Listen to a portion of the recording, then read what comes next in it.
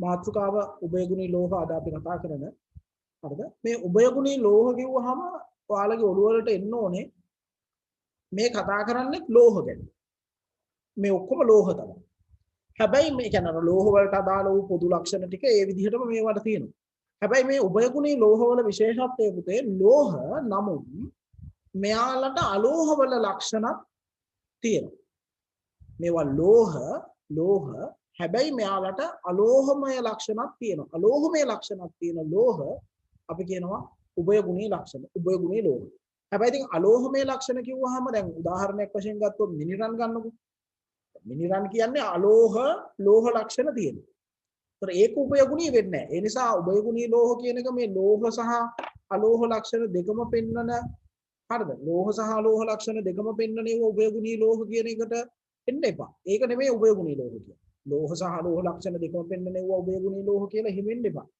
හරි නේද එතකොට දැන් කාබන් මිනරන් ගත්තාම මිනරන් වලට ලෝහ අලෝහ ලක්ෂණ දෙකම තියෙනවානේ එතකොට කාබන් හැබැයි නැත්තම් මිනරන් ගත්තොත් උභයගුණී වෙන්නේ නැහැ ඒ නිසා මේක හරියටම අපි තේරුම් ගමු උභයගුණී ලෝහ කියන්නේ පුතේ ලෝහ උභයගුණී ලෝහ කියන්නේ ලෝහ හැබැයි මේ ලෝහ වලට අලෝහමය රසායනික ලක්ෂණ විශේෂයෙන් භෞතික ලක්ෂණ නෙමෙයි අලෝහමය රසායනික ලක්ෂණක් තියෙනවා. ඒ රසායනික ලක්ෂණ වලින් ලෝහ වලට වගේම අලෝහමය රසායනික ලක්ෂණක් තියෙනවා. එතකොට අපි ඒවට කියනවා උභයගුණී ලෝහ කියලා. right කියන්න.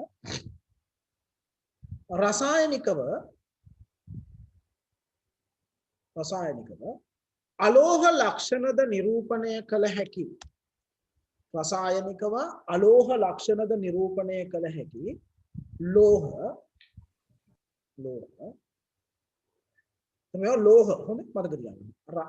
රසායනිකව අලෝහ ලක්ෂණද නිරූපණය කළ හැකි ලෝහ උභයගුණී ලෝහ ලෙස හඳුන්වනු ලබයි.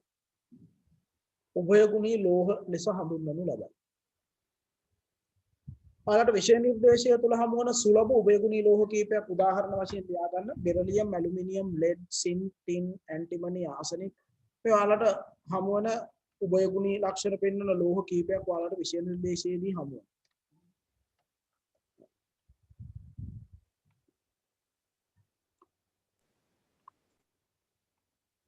උභයගුණී ලක්ෂණ පෙන්වන ලෝහ කීපයක්.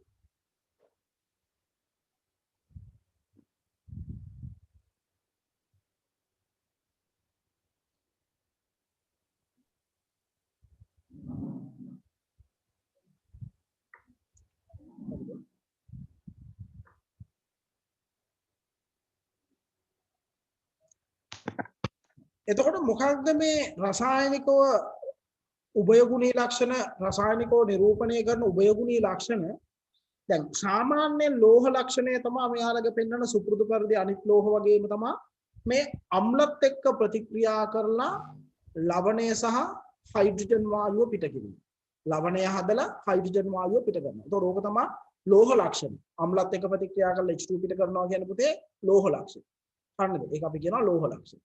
හැබැයි ඊට අමතරව මෙයාලා භස්මත් එක්ක ප්‍රතික්‍රියා කරනවා රසායනික වශයෙන් ගත්තහම භස්මත් එක්ක ප්‍රතික්‍රියා කරනවා මේ භස්මත් එක්ක ප්‍රතික්‍රියා කළා ලවණය සහ H2 වායුවම හදනවා එකම වායුව හදන්නේ right අම්ලත් එක්ක ප්‍රතික්‍රියා කරත් භස්මත් එක්ක ප්‍රතික්‍රියා කරත් එකම වායුව තමයි හදන්නේ මොකද්ද ඒ වායුව H2 ඒ වායුව තමයි H2 තේරෙනවද මම මේ කියන එක කියන්නේ මෙම උභයගුණී ලෝහ අම්ල සමග ප්‍රතික්‍රියාවේදී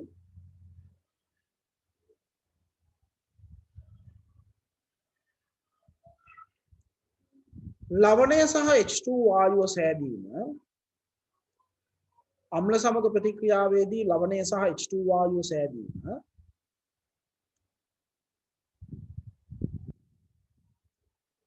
ලවණය සහ H2 වායුව සෑදීම එහි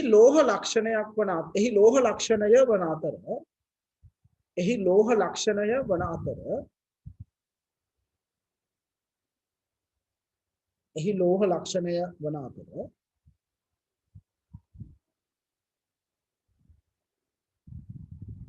මේවා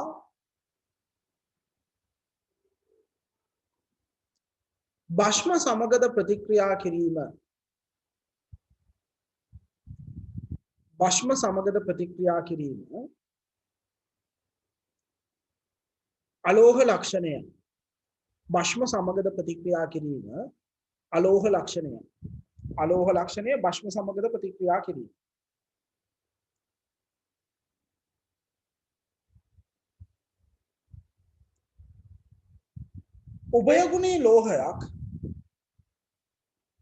උභයගුණී ලෝහයක්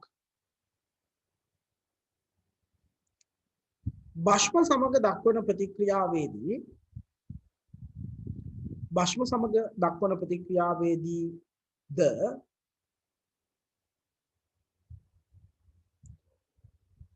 ලවණය සහ H2 වායුවම සාදනු ලබයි. ලවණය සහ H2 වායුවම සාදනු ලබයි. ලවණය සහ H2 වායුවම හදන. හරිද? ලවණය සහ H2 වායුවම හදන. දැන් මේ ලවණය සහ H2 වායුවම සාදනු ලබයි. හරිද? දැන් මේ උභයගුණී ලෝහ අම්ලත් එක්ක ප්‍රතික්‍රියාවේදී හදන ලවණය නම් අර බොහොම සරලයි. බෙරිලියම් HCl එක BeCl2 ඇලුමිනියම් HCl එක AlCl3 මේ විදිහට ලියන්න පුළුවන්. හැබැයි ප්‍රශ්නේ තියෙන්නේ මේ බෙරිලියම් භෂ්මත් එක්ක ප්‍රතික්‍රියාවේදී හදන ලවණයේ සූත්‍රය අර අම්ලත් එක්ක ඒ ලියලා තියෙන සූත්‍රයට වඩා වෙනස්නේ. ඒතර මේ සූත්‍රය ගොඩනගන විදිහක් තියෙනවා. මේ සූත්‍රයේ ගොඩනගන විදිහ තමයි මෙන්න මේ දෙන්නගේ ඔක්සයිඩ දෙකේ සූත්‍ර. ඒ කියන්නේ බෙරිලියම්ගේ ඔක්සයිඩේ සෝඩියම්ගේ ඔක්සයිඩේ සූත්‍ර දෙකේ එකතුව තමයි මේ ලවණයේ සූත්‍රයේ විදිහට තියෙන්නේ. ලවණයේ සූත්‍රයේ විදිහට තියෙන්නේ. එතකොට බලන්න ඒක ගත්තොත් ඔයාලට සෝඩියම්ගේ ඔක්සයිඩේ Na2O බෙරිලියම්ගේ ඔක්සයිඩේ BeO නේ. ලවණය කියන්නේ පුතේ මේ දෙකේ එකතුව. හැබැයි උභයගුණී එක්කෙනා තමයි මැද තියෙන්නේ. මැද තියෙන්නේ උභයගුණී එක්කෙනා. right? මැද තියෙන්නේ උභයගුණී එක්කෙනා. එතකොට මෙයාගේ සූත්‍රය Na2BeO2 Na2BeO2 මේක තමයි සූත්‍රය වෙන්නේ. හරිද? එතකොට Na2BeO2 කියන්නේ සෝඩියම් බෙරිලේට්. මෙතන තියෙන්නේ සෝඩියම් ධනායනයයි BeO2 ඍණ 2 අයනයයි කියන අයනික සංයෝගයක් විදිහට තමයි මේක තියෙන්නේ. හරිද? සෝඩියම් බෙරිලේට් කියන්නේ ලවණය උඩ. සෝඩියම් බෙරිලේට් කියන ලවණය තමයි ඔය තියෙන්නේ. හරිද? එතකොට සෝඩියම් බෙරිලේට් වල සූත්‍රය හැදුවේ මේ දෙන්නගේ ඔක්සයිඩ දෙකේ සූත්‍ර එකතු කරලා. තේරුණාද ඔයාලා? හරිද? පැහැදිලිද කියන එක ඒ සූත්‍ර ගොඩනගපු විදිය? හරිද පුතේ? සූත්‍ර ගොඩනගපු විදිය පැහැදිලිද? අපි තව උදාහරණයක් ගමුකෝ. බලන්න මම තව උදාහරණයක් කරනවා. ඇලුමිනියම් සහ පොටෑසියම් හයිඩ්‍රොක්සයිඩ් එක හදනවා පොටෑසියම් ඇලුමිනේටුයි H2. හරිද? H2. ආපහු හැදෙන්නේ වායුව H2ම තමයි මේ අම්ල සහ භෂ්ම දෙක ප්‍රතික්‍රියා දෙකේදී. එතකොට මෙයාගේ සූත්‍රය කොට ලැබුණේ මෙතන ඉන්න පොටෑසියම්ුයි මෙතන ඉන්න ඇලුමිනියම්ගේ ඔක්සයිඩ් දෙකේ සූත්‍රවල එකතුව. පොටෑසියම්ගේ ඔක්සයිඩේ K2O ඇලුමිනියම්ගේ ඔක්සයිඩේ Al2O3 මේ දෙන්නගේ සූත්‍ර එකතු කරොත් K2Al2O4. හැබැයි මේ K2Al2O4 කියන එක නා තවදුරටත් සරල කරගන්නවා KAlO2 විදියට. බලන්න KAlO2 අන්න ඒක තමයි ලවණයේ සූත්‍රය. ඒතර KAlO2 වල තියෙන්නේ පොටෑසියම් ධනයි AlO2 ඍණයි. පොටෑසියම් ඇලුමිනේට් තමයි උතන තියෙන්නේ. පොටෑසියම් ඇලුමිනේට් තමයි තියෙන්නේ. පැහැදිලිද කියන එක අන්නේ සූත්‍ර කොට නැගෙන විදිහක් දැනගන්න අපි මෙන්න මේ ටික ලියාගමු උදාහරණ කියලා right උදාහරණ කියලා මෙන්න මේ ටික ලියාගන්න මේ වාක්‍යයත් එක්කම ලියාගන්න වචන වලට අදාළ වාක්‍යයත් එක්කම ලියාගන්න right ලෝහාලෝහ කියලා අපි දැන් උභයගුණීය වට නෙමේ ලෝහාලෝහ කියන්නේ හරිද ලෝහාලෝහ කියන වචනේ දැන් එච්චර පාවිච්චි කරන්නේ නැහැ හරිද ලෝහාලෝහ කියන වචනේ නෙමෙයි අපි උභයගුණී ලෝහ කියන වචන තමයි මේකට නිවැරදිම දැන් අපි ලෝහාලෝහ කියන වචන මේවට පාවිච්චි කරන්නේ නැහැ.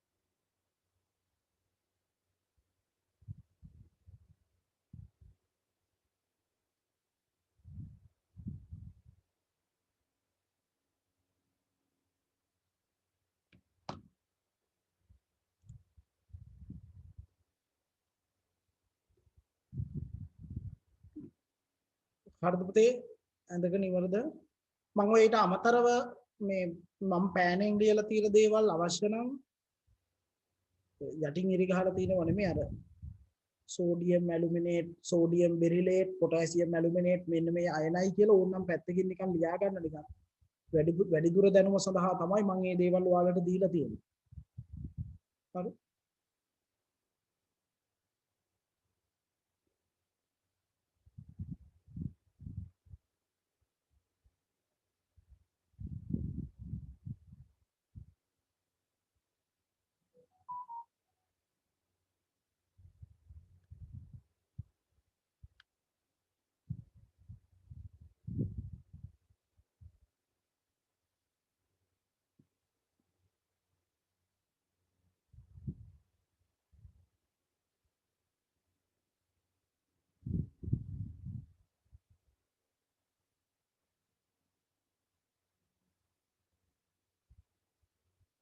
හරිද පුතේ ලියලා ඉවරද ඔයාලා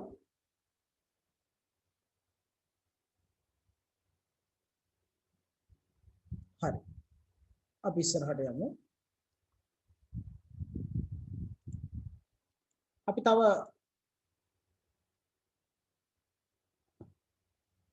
මේකත් ලියන්න බලන්න ඕනේ හරි නේද මේකත් ලියන්න බලන්න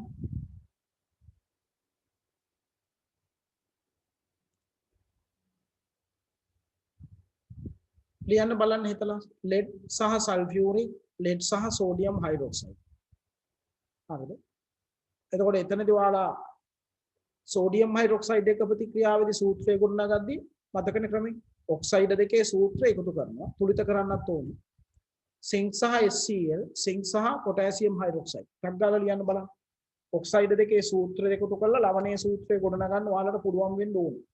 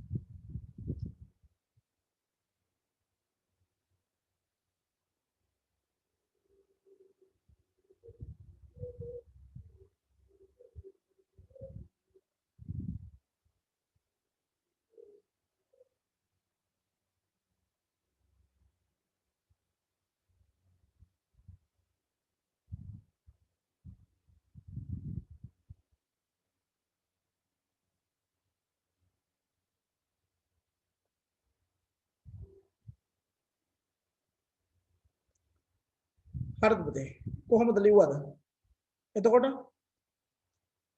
බලන්න මේ විදිහට දාවි කියන lead sulfuric එක lead sulfate lead sodium hydroxide එක sodium මොකද්ද සූත්‍රේ නම sodium right sodium PbO2 plumbate හරිද මෙයාගේ නම leadate නෙමෙයි හරි plumbate එතකොට මේ ගොඩ නැගුවේ sodium oxide Na2O සහ lead oxide PbO මේ දෙන්න එකතු කරා. ඒතකොට මේක එන්න එකතු කරද්දී උභයගුණියක් කෙනා තමයි මැදින් ලියන්නේ. Na2PbO2 sodium plumbate. plumbum කියන නමත් එක්ක. right? sodium plumbate. එතකොට එතන තියෙන්නේ sodium ධනයි PbO2 ඍණ දෙකයි නේ. PbO2 ඍණ දෙකයි. එහෙමද? zinc HCl එකත් ඒ විදිහට ලියන්න පුළුවන්. zinc potassium hydroxide එකත් ඒ විදිහටම ලියන්න පුළුවන්.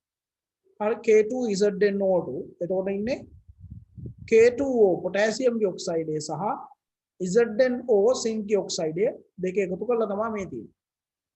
හරි එතකොට මෙතන ඉන්නවා potassium ධනයි ZnO2 2 minus potassium zincate potassium zincate හරි නේද අර ඇලුමිනියම් එක්ක උභයගුණී ප්‍රතික්‍රියාව බලන්න කලින් පිටුවේ තිබ්බ එක ඒකෙදි විතරක් තුලිත කරද්දී ප්‍රතික්‍රියක පැත්තට ජලය ඇවිල්ලා නැත්තම් ඉන්නේ නැහැ ජලය තුලිත කරද්දී ඇලුමිනියම්ගේ තමයි එන්නේ ඒකත් මතක තියාගන්න ඕනේ.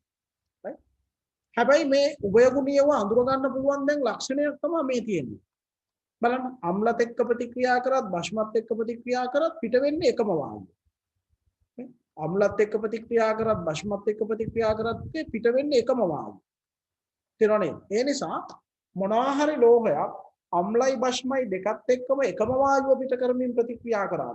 අම්ල සහ බෂ්ම දෙකත් එක්කම එකම වායුව සාදමින් මේ ප්‍රතික්‍රියා කරා නම් අපි කියනවා යා උභයගුණී ලෝහයක් වෙන්න ඕනේ. එයා උභයගුණී ලෝහයක් වෙන්න ඕනේ. එතකොට විභාග ප්‍රශ්නවලදී පවා අපිට උභයගුණී ලෝහ කියන එක right උභයගුණී ලෝහ කියන එකට අපිට අඳුන ගන්න ඒක පහසුවක් වෙනවා. right අපි ලියමු.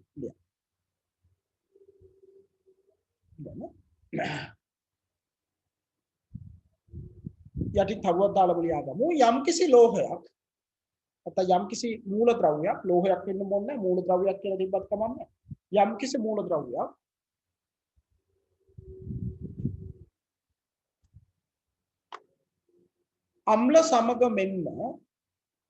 අම්ල සමග මෙන්න බෂ්ම සමගද ප්‍රතික්‍රියා කර අම්ල සමග මෙන්න බෂ්ම සමගද ප්‍රතික්‍රියා කර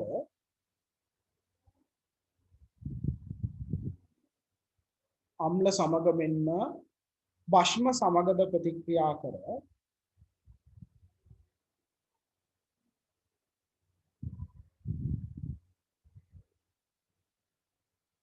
එකම වායුව පිට කරයි නම් වරහන් ඇතුලේ H2 එකම වායුව පිට කරයි නම් වරහන් ඇතුලේ H2 එකම වායුව කියලා තිබ්බහම ඇති H2 කියලා තියෙන්න ඕනෙත් නෑ හොඳේ එකම වායුව පිට කරයි නම් වරහන් ඇතුලේ H2 ඒ උභයගුණී ලෝහයක් ලෙස හඳුනාගත හැක ඒ උභයගුණී ලෝහයක් ලෙස හඳුනාගත හැක ඒ උභයගුණී ලෝහයක් ලෙස හඳුනාගත හැක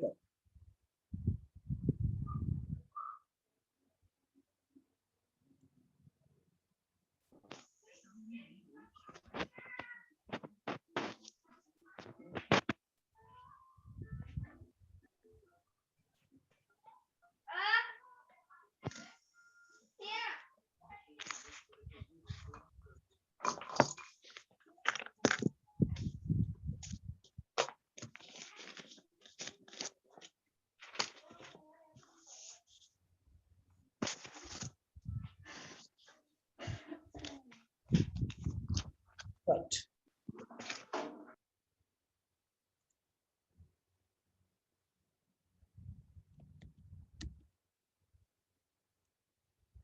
අපි ඉස්සරහට යමු මාතෘකාව උභයගුණී හයිඩ්‍රොක්සයිඩ් ඔන්න උභයගුණී ලෝහ හඳුනාගත්තද උභයගුණී ලෝහ කියන එක ඔයාලා හඳුනාගත්තා දැන් උභයගුණී හයිඩ්‍රොක්සයිඩ් උභයගුණී හයිඩ්‍රොක්සයිඩ් එකක් කියලා කියන්නේ right උභයගුණී හයිඩ්‍රොක්සයිඩ් එකක් කියලා අපි කියනවා right උභයගුණී හයිඩ්‍රොක්සයිඩ් එකක් කියන්නේ පුතේ දැන් උභයගුණී ලෝහ හදන හයිඩ්‍රොක්සයිඩ් ඔක්කොම උභයගුණී වෙනවා ඒක හරි උභයගුණී සියලුම උභයගුණී ලෝහ හදන්නේ උභයගුණී හයිඩ්‍රොක්සයිඩ් තමයි සියලුම උභයගුණී ලෝහ උභයගුණී හයිඩ්‍රොක්සයිඩ් හදනවා හරි දැන් වැඩේ තියෙන්නේ මේ උභයගුණී ලෝහ වලට අමතරව උභයගුණී නොවන ඇතම් ලෝහත් උභයගුණී හයිඩ්‍රොක්සයිඩ් හදනවා ඒක මතක තියාගන්න දැන් ගොඩක් අය හිතා ගන්නවා උභයගුණී ලෝහ හදන හයිඩ්‍රොක්සයිඩ් උභයගුණී හයිඩ්‍රොක්සයිඩ් නෑ හරි උභයගුණී ලෝහ උභයගුණී හයිඩ්‍රොක්සයිඩ් හදනවා ඊට අමතරව උභයගුණී නොවන ලෝහ දැන් මම උදාහරණයක් මෙතන ඔයාලට දීලා තියෙනවා ක්‍රෝමික් හයිඩ්‍රොක්සයිඩ් දැන් ක්‍රෝමියම් කියන්නේ උභයගුණී ලෝහයක් නෙමෙයි හැබැයි CrOH3 උභයගුණී තේරෙනවද එහෙනම් ඒ උභයගුණී ලක්ෂණ පෙන්වන්න උභයගුණී සංයෝග වශයෙන් වෙන්න උභයගුණී ලෝහ වෙන්න ඕනේ ඒකත් මතක තියාගන්න right එතකොට මොනවද එහෙනම් අපි උභයගුණී හයිඩ්‍රොක්සයිඩ් කියලා කියන්නේ දැන් සාමාන්‍යයෙන් ඔයාලා දන්නවා හයිඩ්‍රොක්සයිඩ් ලෝහ හයිඩ්‍රොක්සයිඩ් කියන්නේ භස්මනේ සාමාන්‍යයෙන් පුතේ ලෝහ හයිඩ්‍රොක්සයිඩ් කියන්නේ භස්ම එතකොට මෙතනදී වෙන්නේ මේ ලෝහ හයිඩ්‍රොක්සයිඩ් භස්ම වුණාට මේ උභයගුණී හයිඩ්‍රොක්සයිඩ් වලට ආම්ලික ලක්ෂණක් තියෙනවා ආම්ලික ලක්ෂණක් තියෙනවා හරි නේද උභයගුණී හයිඩ්‍රොක්සයිඩ් වලට ආම්ලික ලක්ෂණක් තියෙනවා ඒ දෙකම අන්තර්ගත වෙනවා right අපි ලියමු සාමාන්‍යයෙන් ලෝහ හයිඩ්‍රොක්සයිඩ් सामान्य लोह हाइड्रोक्साइड बाष्मिक වේ. सामान्य लोह हाइड्रोक्साइड बाष्मिक වේ. නමුත්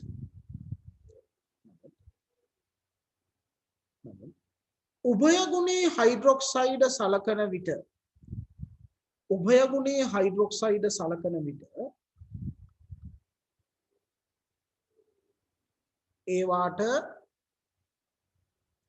ඒවාට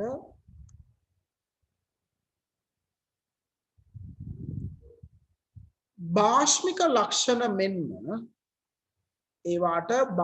ලක්ෂණ මෙන්ම ආම්ලික ලක්ෂණද පෙන්විය හැක. භාෂ්මික ලක්ෂණ මෙන්ම ආම්ලික ලක්ෂණද පෙන්විය හැක. භාෂ්මික ලක්ෂණයි ආම්ලික ලක්ෂණයි කියන දෙකම නිරූපණය කරන්න පුළුවන්. හරි. අපි උදාහරණ කියලා ওই ටික ලියාගමු.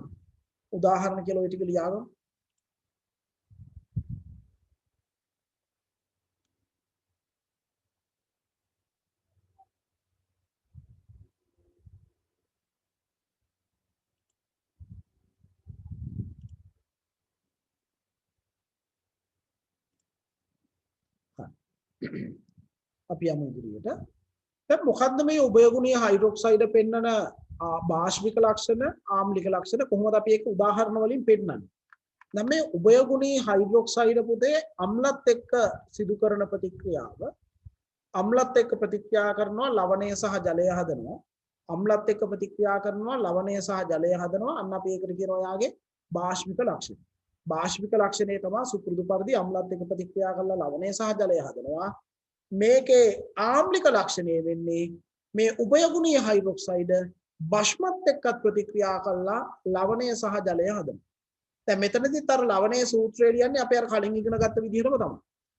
හරි නේද? එතකොට උභයගුණීය හයිඩ්‍රොක්සයිඩ් අම්ල සමග ප්‍රතික්‍රියාවෙන් භාෂ්මික ලක්ෂණය, අම්ල සමග ප්‍රතික්‍රියාවෙන් භාෂ්මික ලක්ෂණයත්, භස්ම සමග ප්‍රතික්‍රියාවෙන් ආම්ලික ලක්ෂණයක් නිරූපණය කරනවා. භස්ම සමග ප්‍රතික්‍රියාවෙන් ආම්ලික ලක්ෂණයක් නිරූපණය කරනවා.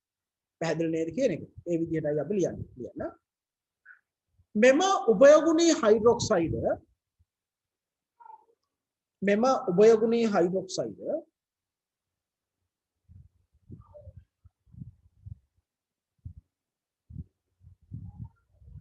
අම්ල සමග ප්‍රතික්‍රියා කිරීමෙන් උභයගුණී හයිඩ්‍රොක්සයිඩ් අම්ල සමග ප්‍රතික්‍රියා කිරීමෙන් එහි භාෂ්මික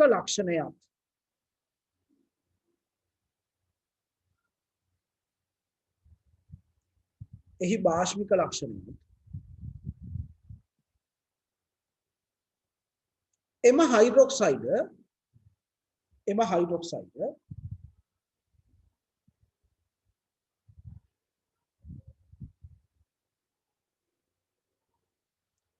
හයිඩ්‍රොක්සයිඩ් භස්ම සමගම ප්‍රතික්‍රියා කිරීමෙන්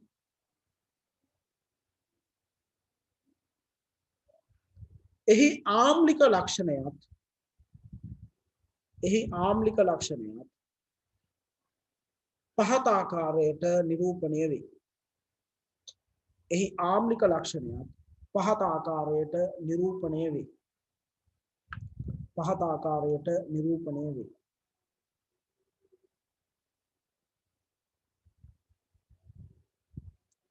අපි මේ දෙක ලියාගමුද? භාෂ්මික ලක්ෂණය කියලා මේක ලියා ගන්න වාක්‍යයත් එක්කම ලියා ගන්න.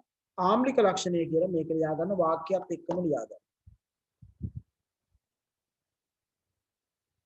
BeO2 2- කියන නම අහනවා. BeO2 බෙරිලේට් හරිනේ එතකොට සෝඩියම් බෙරිලේට්. Na2BeO2 නම් සෝඩියම් බෙරිලේට්. හරි නේද? සෝඩියම් බෙරිලේට්.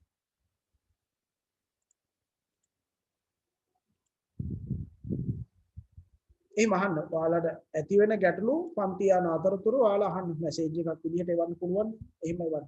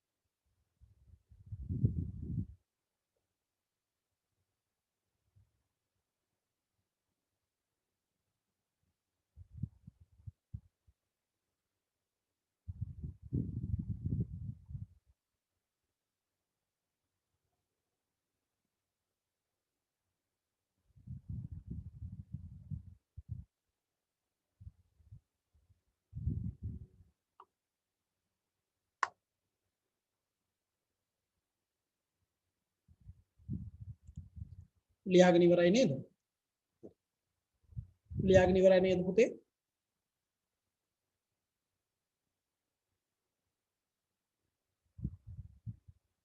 මොනින් ලියා ගන්න ගොඩක් වෙලා ගන්න එපා ලියන්න.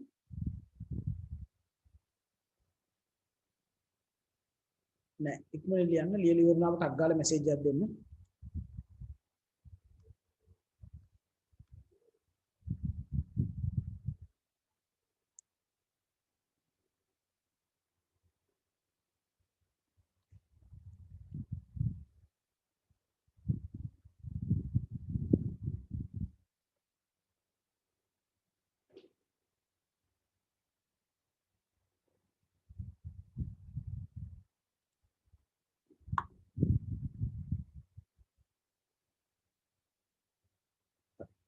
අපි තව උදාහරණයකට යමු. හරිද? තව උදාහරණයකට යමු. තව උදාහරණයකට යමු මේ විදිහට. මේකත් ලියා ගන්නවා නම් උදාහරණ කියලා මේකත් ලියා ගන්න. උදාහරණ කියලා මේ ටිකත් ලියා ගන්න පුතේ.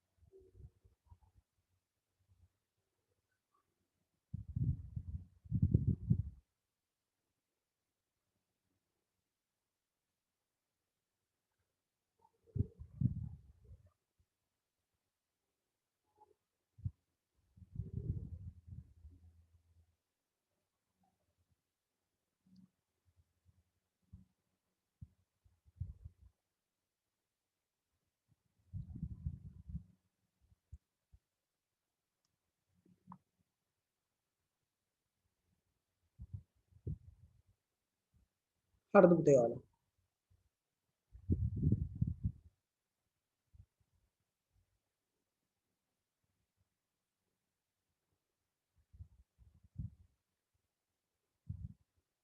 හරි.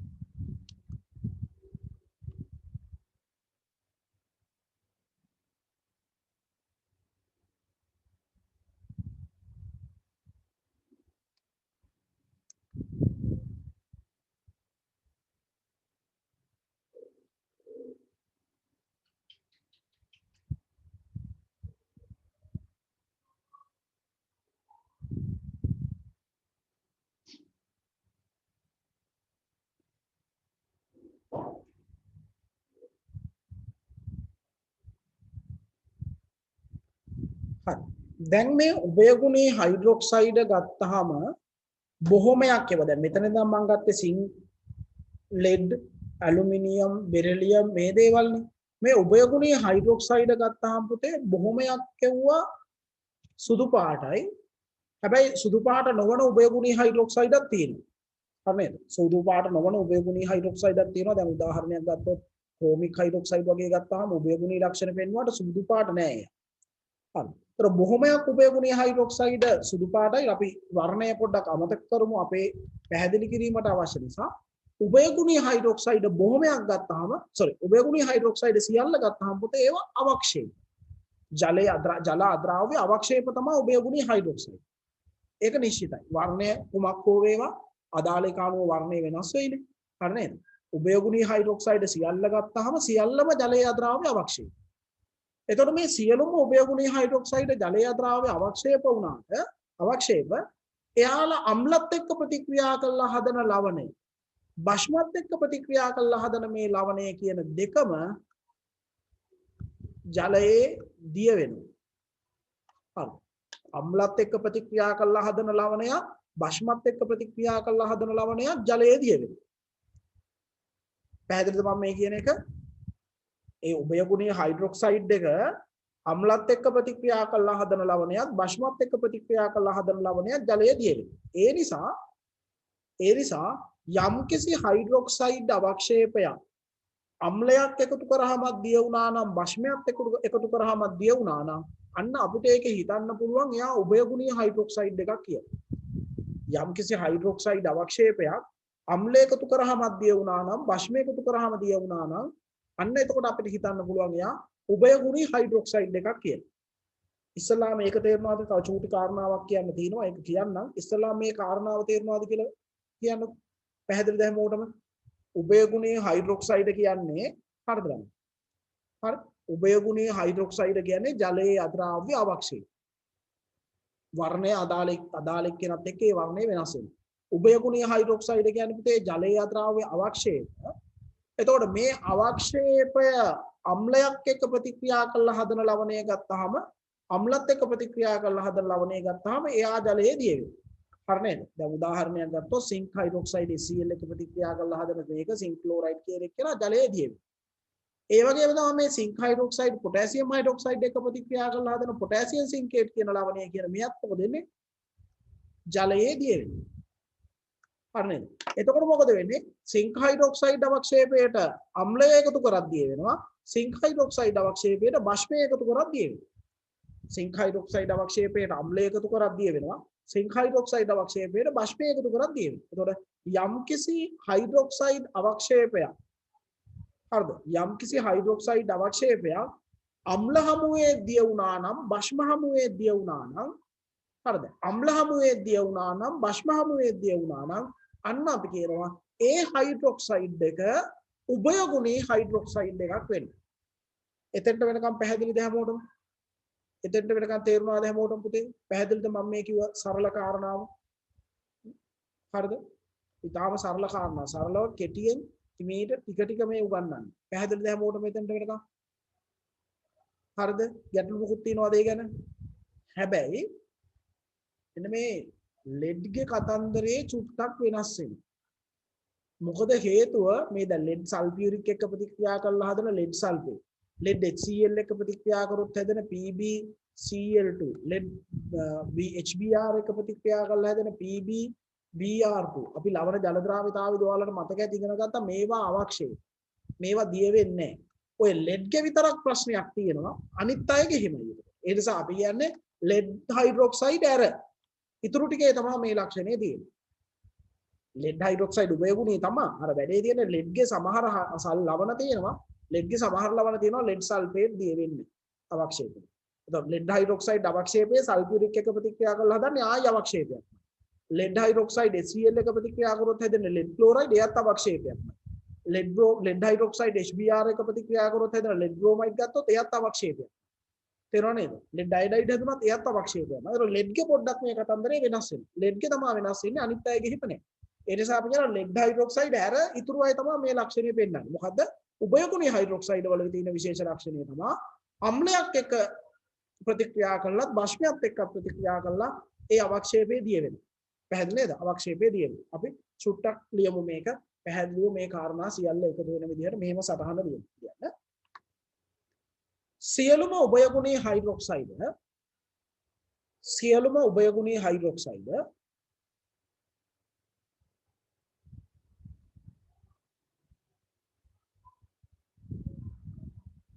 සියලුම උභයගුණී හයිඩ්‍රොක්සයිඩ් ජලයේ අද්‍රාව්‍ය අවක්ෂේපයන් වේ. ජලයේ අද්‍රාව්‍ය අවක්ෂේපයන් වේ. සියලුම උභයගුණීය වූ ජලයේ අද්‍රාව්‍ය අවක්ෂේප. එයා ජලයේ දිය වෙන්නේ අවක්ෂේප වෙනවා. ජලයේ අද්‍රාව්‍ය අවක්ෂේප වේ.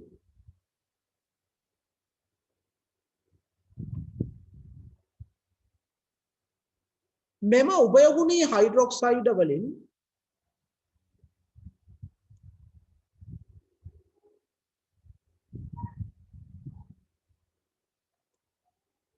මෙම උභයගුණී හයිඩ්‍රොක්සයිඩ් වලින් lead hydroxide හැර අනෙක් උභයගුණී හයිඩ්‍රොක්සයිඩ් lead hydroxide හැර අනෙක් උභයගුණී හයිඩ්‍රොක්සයිඩ්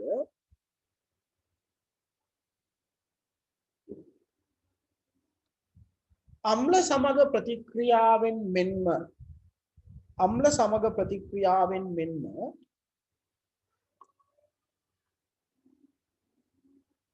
බෂ්ප සමග ප්‍රතික්‍රියාවෙන්ද අම්ල සමග ප්‍රතික්‍රියාවෙන් මෙන්ම බෂ්ම සමග ප්‍රතික්‍රියාවෙන්ද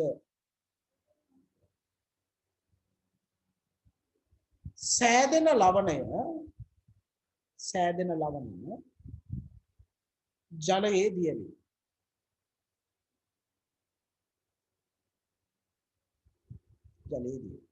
මේ නිසා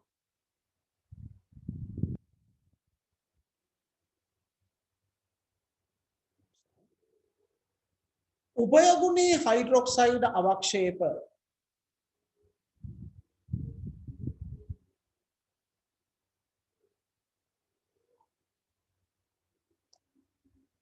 අම්ල සමග මෙන්ම බෂ්ම සමගද ජලයේ දියවීමෙන් අම්ල සමග මෙන්ම බෂ්ම සමගද ජලයේ දියවීමෙන්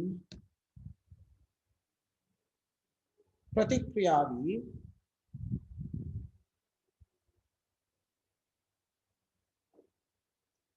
ජලයේ දියවීමෙන් ප්‍රතික්‍රියා වී හඳුනා ගැනීම සිදු කරනු ලබයි. ජලයේ දියවීමෙන් ප්‍රතික්‍රියා වී කියනවට වඩා හොඳයි නේද වාක්‍ය ගැලපෙනවා. ප්‍රතික්‍රියා වී ජලයේ දියවීමෙන් එහෙම කිව්වනම් මේ ගැලපෙන්නේ. ප්‍රතික්‍රියා වී ජලයේ දියවීමෙන් හඳුනා ගනු ලබයි. ප්‍රතික්‍රියා වී ජලයේ දියවීමෙන් හඳුනා ගනු ලබයි.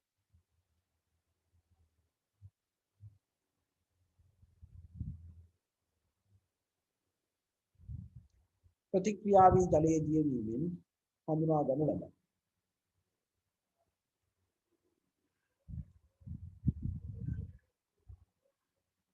ආයෙත් කියන්න කිව්වේ නෝට් එකද?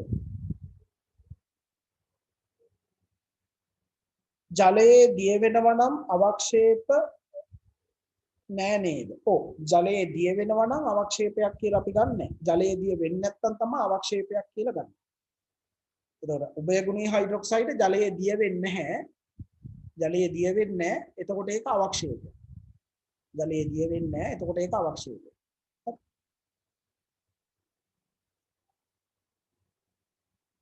ආයත් කියන්නේ කිව්වේ සතහනද ආයිත් පැහැදිලි කරන්නද ඕනේ.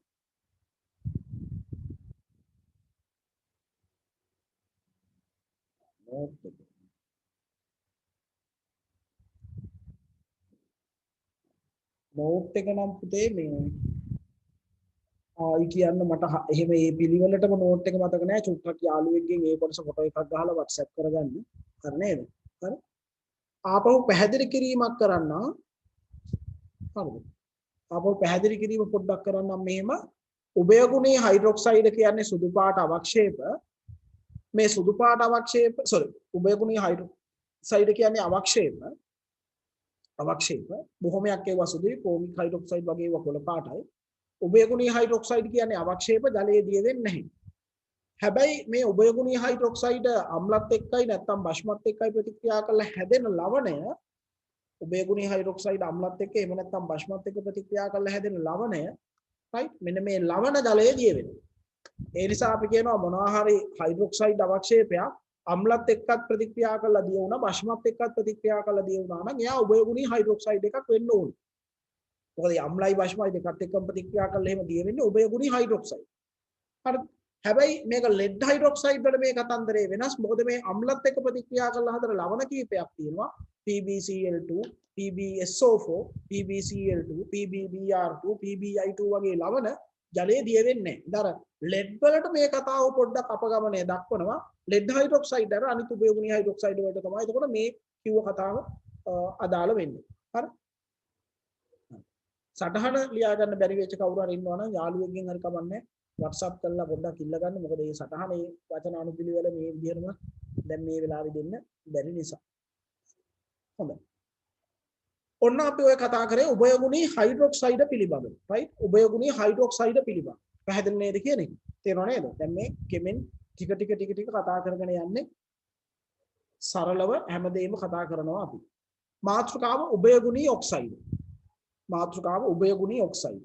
උභයගුණී ලෝහ කතා කරා, උභයගුණී හයිඩ්‍රොක්සයිඩ කතා කරා, උභයගුණී ඔක්සයිඩ් ඊගා. උභයගුණී ඔක්සයිඩ්.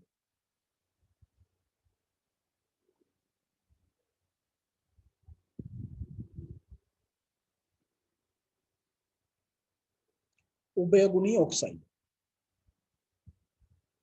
තර උභයගුණී ඔක්සයිඩයක් කියන්නේ දැන් උභයගුණී ලෝහ හදන ඔක්සයිඩ සියල්ල උභයගුණී ඔක්සයිඩ වෙනවා. ඒක පිළිබඳ ප්‍රශ්නයක් නැත.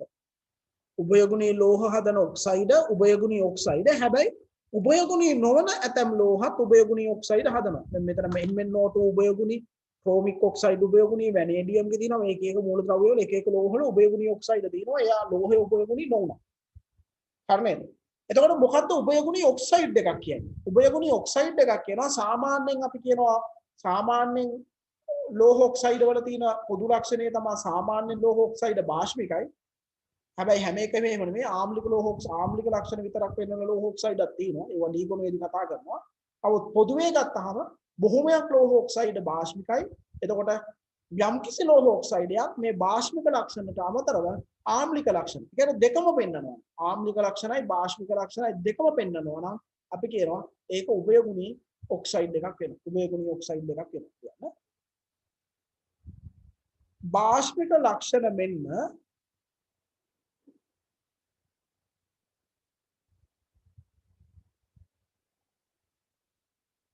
භාෂ්මික ලක්ෂණ මෙන්න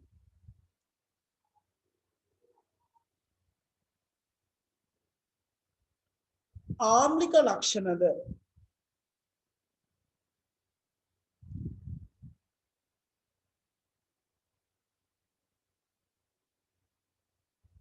ආම්ලික ලක්ෂණද නිරූපණය කරන ඔක්සයිඩ ලෝහ ඔක්සයිඩ උභයගුණී ඔක්සයිඩ වේ.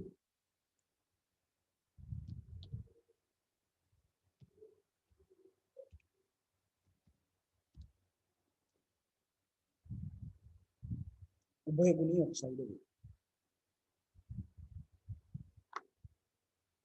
උභයගුණී ඔක්සයිඩ වේ. අපි උදාහරණ කියලා මේකත් ලියාගමු. උදාහරණ කියලා මේ ටිකක් ලියාගමු. උදාහරණ උභයගුණී ඔක්සයිඩ. හරි. ඕක ලියන ගාම අහගන්න මේ ඊයේ වෙච්ච සිදුවීමක් නිසා මම මේ කියන්නේ. මොකද ප්‍රශ්නයක් උන්නේ නැහැ. නමුත් දැන් ඔයාලා දන්නවා ඔන්ලයින් පන්තිය දිනනකොට ඔයාලගේ ඔය ෆෝන් එක නැත්නම් කැමරාව මේ කම්පියුටරේ ළඟ කවුරු උතන ළඟපාත ඉන්නවද කියලා ඉතින් මම දන්නේ නැහැ. අනික ඉතින් මේ Zoom වලින් මම දිගටම කරන්න ඉන්නේ දැන් Zoom වලින් හරිම සතුටුයි Zoom වලින් කරනකොට ළමයි ඔක්කොම දැන් සම්බන්ධ වෙනවානේ රෙකෝඩින් දෙන්නේ නැහැ. දැන් අද ළමයි ඔක්කොම මාත් එක්ක 50යි ඒ කියන්නේ 49ක් හිටියා දැන් නම් ඉන්නේ 46යි ඉන්නේ. හරිද? 46යි ඉන්නේ. 49ක් හිටියා දැන් 46ක් ඉන්නවා. ස්කයිප් කරා නම් ඔහොම නෙමෙයි. ස්කයිප් කරා නම් ඔහොම සම්බන්ධ වෙන්නේ. ළමයි ටික ඔක්කොම සජීවීව පන්තියේ ඉන්නේ. ඉතින් ඒ නිසා අංක 1 සතුටුයි Zoom වලින් දිගටම කරනවා. මොකද ළමයි ටික ඔක්කොම ලයිව් සම්බන්ධ වෙනවා. රෙකෝඩින් අහන පුරුද්ද දැන් අයින් කරගන්න පුළුවන්. මොකද ඕගනික් එහෙම ඉගෙන ගන්නකොට රෙකෝඩින් ඒ සෙල්ලම් හරියන්නේ නැහැ. සහ ඔය පැත්තේ ඉන්නකොට කවුරු ඔතන ඉන්නවද කියලා මම දන්නේ නැහැ. සමහරට දෙතුන් දෙනා එකතු වෙලා මේක අහන එකේ ප්‍රශ්නයක් නැහැ. එහෙම මම ඉතින් ඒවා එහෙම එච්චර හොයන්නෙත් නැහැ. ඒවා එච්චර ලිමිට් කරන්නත් බෑනේ අපිට ඔන්ලයින් කරනකොට හැමදේටම සීමා දැමීමේ පොඩි සීමා දානකොට ඒක පොඩි ඒ සීමා දැමීමේ සීමාවකුත් තියෙනවා. ඒක යන්න උපරිමයේ සීමාවකුත් තියෙනවා. ඊයේ වෙච්ච සිදුවීම තමයි ඉතින් ඔහොම ඉඳලා කවුද හරියට ළඟ හිටපු ඒ කියන්නේ මේ පන්තියකට හෝ මේ විෂයටවත් අදාළම නැති කෙනෙක් හරිද? අනවශ්‍ය මැසේජ් එකක් හැමෝටම පේන විදිහට ටයිප් කරලා ඒක දෙනවා. නරක මැසේජ් එකක් නෙමෙයි. නමුත් ඒක පන්තියට අදාළ නැති මැසේජ් එකක්. නරක වචනයක්වත් එහෙම එන්නේ නැහැ. ඒක කියන්නේ නරක වචනයක් කියන්නේ. ඊට පස්සේ මේ ළමයා අන්තිමට අපහසුතාවයටපත් වෙනෝනේ. දැන් ඔයාලගේ එකෙන් ඔයාලගේ නමින් වෙන කවුරු හරි එහෙම අනවශ්‍ය මැසේජ් එකක් අපිට පන්තියට අදාළ නැති මැසේජ් එකක් එවුවොත් වෙන්නේ මේ ඔයාලනේ අපහසුතාවයටපත් වෙන්නේ අනිත් ළමයි අතර නෙවෙයි. මම නෙමෙයි. දැන් ඔයාලා එහෙම එකක් එවුවාම ඔයාලා එහෙම එකක් එවුවාම මම අපහසුතාවයටපත් වෙනවා කියන එකක් නෑ. සමහර වෙලාවට එහෙම හිතනවා මම අපහසුතාවයටපත් වෙනවා කියලා නෑ. මම අපහසුතාවයටපත් වෙන්නේ නෑ. අර බුදුහාමුදුරුවෝ එහෙම දේශනා කරන්නේ අපිට කවුරු හරි බැන්නොත් හරි මොනවා හරි කරොත් අපි ඒක බාරගත්තොත් නේ අපිට ප්‍රශ්නේ තියෙන්නේ. අපි ඒක බාරගත්තේ නැත්නම් අපිට ඒක ප්‍රශ්නයක් නෑ. ඉතින් ඒ වගේ තමයි මටත් ඒක කියන්නේ මම ඒක බාර ගන්නෑ. මම ඒක ඔයාලගේ පැත්තෙන් මොනවයි නමුත් ඔයාලගේ පැත්තෙන් එන නිසා අනිත් අය හැමෝම දකිනවා ඔයාලා ඒක බාර ගන්න වෙනවා. එතකොට ඒක ඔයාලා අපහසුතාවයටපත් වෙනවා. ඒ නිසා එතන ඔන්ලයින් ඔයාලත් එක්ක කවුරු කොහොම හිටියත් කවුරුත් ඉන්න නැත්නම් තමයි අංකයකට හොඳ. නමුත් ඉන්නවනම් ඒක මේක නිකන් ඔන්ලයින් chat එකක් නෙවෙයිනේ නේද? මේක ඇවිල්ලා ඔන්ලයින් ක්ලාස් එකක්. මේක පන්ති කාමරයක්. ඒත් අපි පන්ති කාමරයකදී අපිට තියෙන විනය තියෙනවා. ඒ විනය අපි තියාගෙන ඉන්න ඕන. ඔයාලා දන්නවා මම ගුරුවරයෙක් විදිහට මම ඔයාලත් එක්ක කොහොමද ඉන්නේ? මම ඇත්තටම ඩිසිප්ලින් කියන එක බොහොම මේ අගය කරන ගුරුවරයෙක්.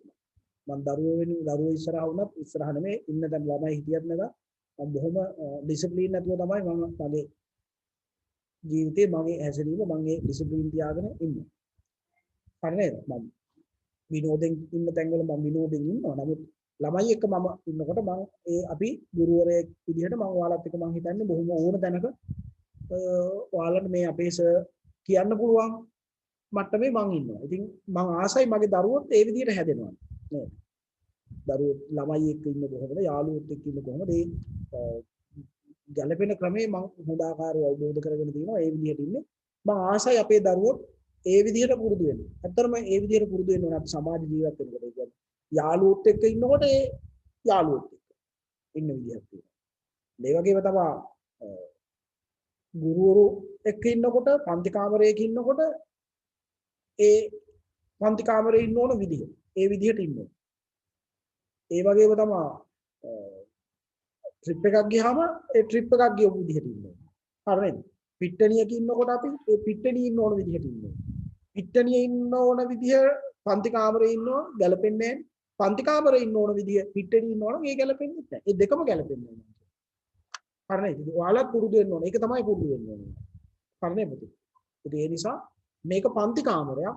මේක ඔන්ලයින් පන්ති කාමරයක්. එතකොට මේකේ සියලු දෙනාම හැසිරෙන්න ඕන පන්ති කාමරයක ඔබ හැසිරෙන ආකාරය. මේක මට ඔයාලව පෙවුනේ නැතත්, ඔයාලට මාව පෙවුනේ නැතත් අපි හැංගීමෙන් මේක පන්ති කාමරයක හැසිරෙන විදිහට හැසිරෙන්න ඒකත් මතක තියාගන්න. ඒ කියන්නේ ඔයාලා කවුරුත් එහෙම මේ වරදක් හෝ දෝෂයක් ඔයාලා කාගේවත් එහෙම දෝෂයක් ඇති වෙලා නෙවෙයි මම මේ කතාව කියන්නේ.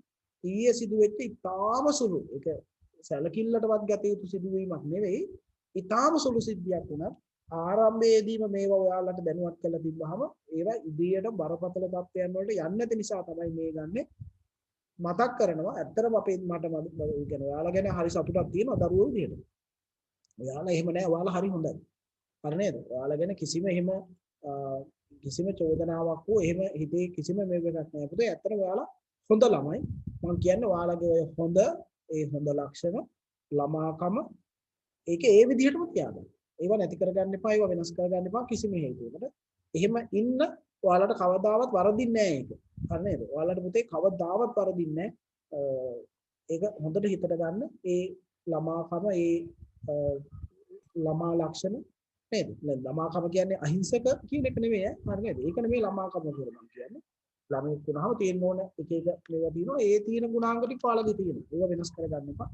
ඔය විදිහට දිගටම ඉන්න. හරි නේද? මම අර මේ චූටි විනාඩි දෙක තුනක් අරගෙන මේ කතාව කිව්වේ ඊයේ වෙච්ච සිදුවීම නිසා. ඔයාලගේ කාගේ අතින්වත් එහෙම දෙයක් වෙලා නැහැ. ඊට අමතරව මේ ඉන්න ගාම ස්ක්‍රීන් එකේ ඉතින් ඉරි ඇල්ලෙනවා. අනම්මන ඒවා ගණන් ගන්නවත් එපා. හොඳ එහෙම වෙනවා ඉතින් ටෙක්නික් තාක්ෂණයත් එක්ක වැඩ කරනකොට තාක්ෂණික දේවල් එක්කනේ අපි මේ වැඩ කරන්නේ. එතකොට මේ ඔය වගේ පොඩි තාක්ෂණික දෝෂයන් වෙනවා. ඒවා ඔයාලා පශ්චාත්තාප වීමක් හෝ කිසි දෙයක් එහෙම වෙන්න එපා. ඒව ප්‍රශ්නයක් නෑ. හරි. උභයගුණී ඔක්සයිඩ් ආපහු. හරි. උභයගුණී ඔක්සයිඩ්. දැන් උභයගුණී ඔක්සයිඩයක් කියලා කියන්නේ භාෂ්මික ලක්ෂණ වගේම ආම්ලික ලක්ෂණ. ඒතර දැන් ඉතින් පොඩ්ඩක් ඔයාලට දැන් පාඩම ටිකක් දුර කතා කරගෙන ආපු නිසා ඔයාලට මේ කාරණාව දැන් හොඳට තේරෙන්න ඕනේ. එතකොට මේ උභයගුණී ඔක්සයිඩයකදී භාෂ්මික ලක්ෂණය තමයි මේ උභයගුණී ඔක්සයිඩ right උභයගුණී ඔක්සයිඩ අම්ලත් එක්ක ප්‍රතික්‍රියා කරනවා. හරිද? මෙතන දැන් අම්ලත් එක්ක ප්‍රතික්‍රියා කරනවා. ඒක අපි කියනවා මෙයාගේ භාෂ්මික ලක්ෂණය. ඒ වගේම තමයි මෙයා භස්මත් එක්ක ප්‍රතික්‍රියා කරනවා. එතකොට ඒක යාගේ ආම්ලික ලක්ෂණ. මෙතනත් එහෙම. අම්ලත් එක්ක ප්‍රතික්‍රියා කරනවා. එතකොට ඒක යාගේ භාෂ්මික ලක්ෂණය වෙනවා. right? ඒ වගේම තමයි භස්මත් එක්ක ප්‍රතික්‍රියා කරනවා. එතකොට ඒක යාගේ ආම්ලික ලක්ෂණය වෙනවා. තේරුණා නේද කියන එක? එතකොට මේ උභයගුණීය ඔක්සයිඩත් අම්ලත් එක්ක ප්‍රතික්‍රියා කළා ඒ භාෂ්මික ලක්ෂණය භස්මත් එක්ක ප්‍රතික්‍රියා කළා යාගේ ආම්ලික ලක්ෂණයක් තියෙන දෙකම නිරූපණය කරනවා. දැන් ඉතින් මේක ටිකක් එක වගේ කතා කරපු කාරණා නිසා වැඩි වෙලා ඒව කතා කරගෙන ඉන්නේ අපි ඉක්මනින් සටහන් ලියලා ඉස්සරහට යමු කියන්නේ. මෙම උභයගුණී ඔක්සයිඩ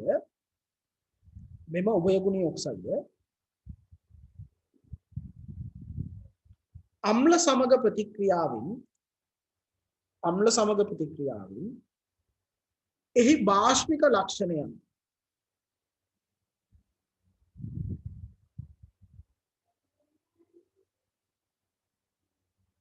එහි භාෂ්මික ලක්ෂණයන්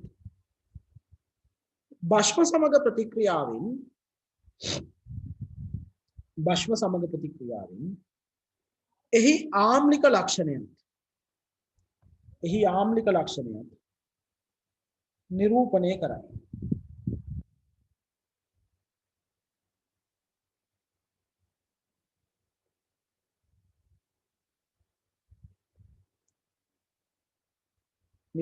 කරයි. අපි ප්‍රතික්‍රියා ටිකක් ලියාගමු උදව් විදියට. ඉක්මනින් ලියාගන්න.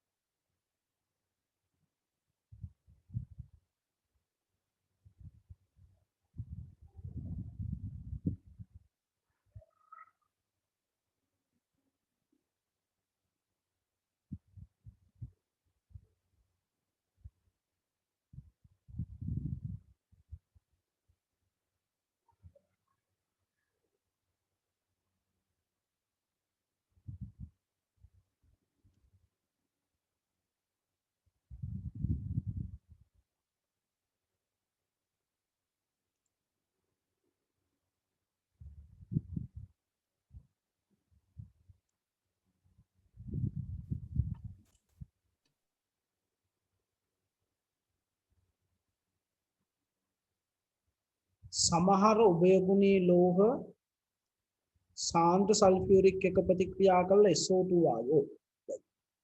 මෙතනදී අපි ආම්ලික ලක්ෂණයට අම්ල සමග ප්‍රතික්‍රියාව කියලා අපි කතා කරන්නේ පුතේ. ඔය ලියන ගාම අහගන්න මේ අහලා තියෙන ප්‍රශ්නේ අහලා තියෙනවා සමහර උභයගුණී ලෝහ සාන්ද්‍ර සල්ෆියුරික් එක ප්‍රතික්‍රියා කළ SO2 වායුව හදනවාද කියලා. ඔව් ඒක හරි. ඒක ඇවිල්ලා මේ උභයගුණී වලට අදාළ කාරණාවක් නෙවෙයි. ඒක ඇවිල්ලා සාන්ද්‍ර සල්ෆියුරික් වල ලක්ෂණ. සාන්ද්‍ර සල්ෆියුරික් වල ප්‍රබල ඔක්සිකාරකයක් නිසා එයා ඕන ලෝහයක් එක්ක ප්‍රතික්‍රියා කරද්දී සාන්ද්‍ර සල්ෆියුරික් ලෝහ ප්‍රතික්‍රියාවේදී SO2 විතරයි හැදෙන්නේ H2 හැදෙන්නේ නැහැ. මේ ඔක්කොම කතා කරන්නේ තනුක අම්ල, තනුක සල්ෆියුරික්, තනුක HCl ඒ ආදිය. හරිද? තනුක අම්ල සඳහා තමයි මේ කියන්නේ ආම්ලික ලක්ෂණය කියලා අපි කතා කරන්නේ. සල්ෆියුරික් වල නම් සල්ෆියුරික් අම්ලයක් විදිහට අපි පාවිච්චි කරන්නේ තනුක සල්ෆියුරික්. සාන්ද්‍ර සල්ෆියුරික් පාවිච්චි කරොත් ඒක අම්ලයක් ලෙස ක්‍රියා කරනවා නෙමෙයි. සල්ෆියුරික් සාන්ද්‍ර වුණොත් එයා ප්‍රබල ඔක්සිකාරක ලක්ෂණයක් තමයි වෙන්නේ.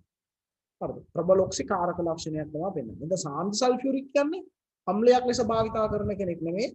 ඒ ආවිලා ප්‍රබල ඔක්සිකාරකයක් ලෙස භාවිත කරන සංයෝගයක් තමයි සාන්ද්‍ර සෞඛ්‍යය. හරි. දැන් ඒක හොඳයි යහපු එක. හරි නේද? ඒක විශේෂ අවස්ථාවක් නිසා. ලියාගෙන ඉවරද? right. අපි ඉස්සරහට යමු. මෙන්න අපේ මාතෘකාවේ වැදගත්ම කොටස. උභයගුණීය කියන්නේ උභයගුණී මාතෘකාවේ තියෙන වැදගත්ම කොටස තමයි මේක. උභයගුණී කැටායන. උභයගුණී කැටායන.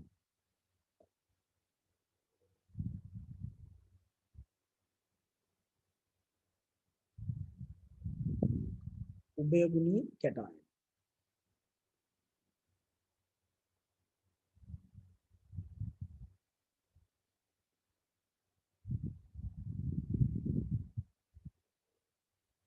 උභයගුණී කැටායනයක් කියන්නේ මොකක්ද?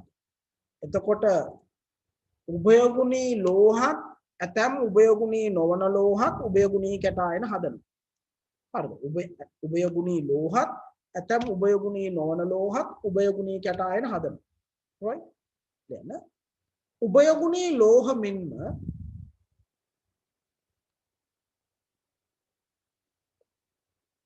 උභයගුණී ලෝහ මෙන්ම ඇතැම් උභයගුණී නොවන ලෝහද ඇතැම් උභයගුණී නොවන ලෝහද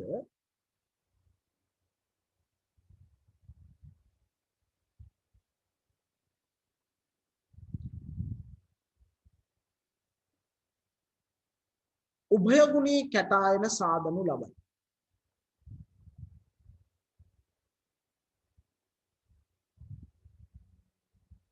ඇතැම් උභයගුණී නොවන ලෝහද උභයගුණී කැටායන සාදනු ලබයි. අපි උදාහරණ කියලා ඔය ටික ලියා ගමු.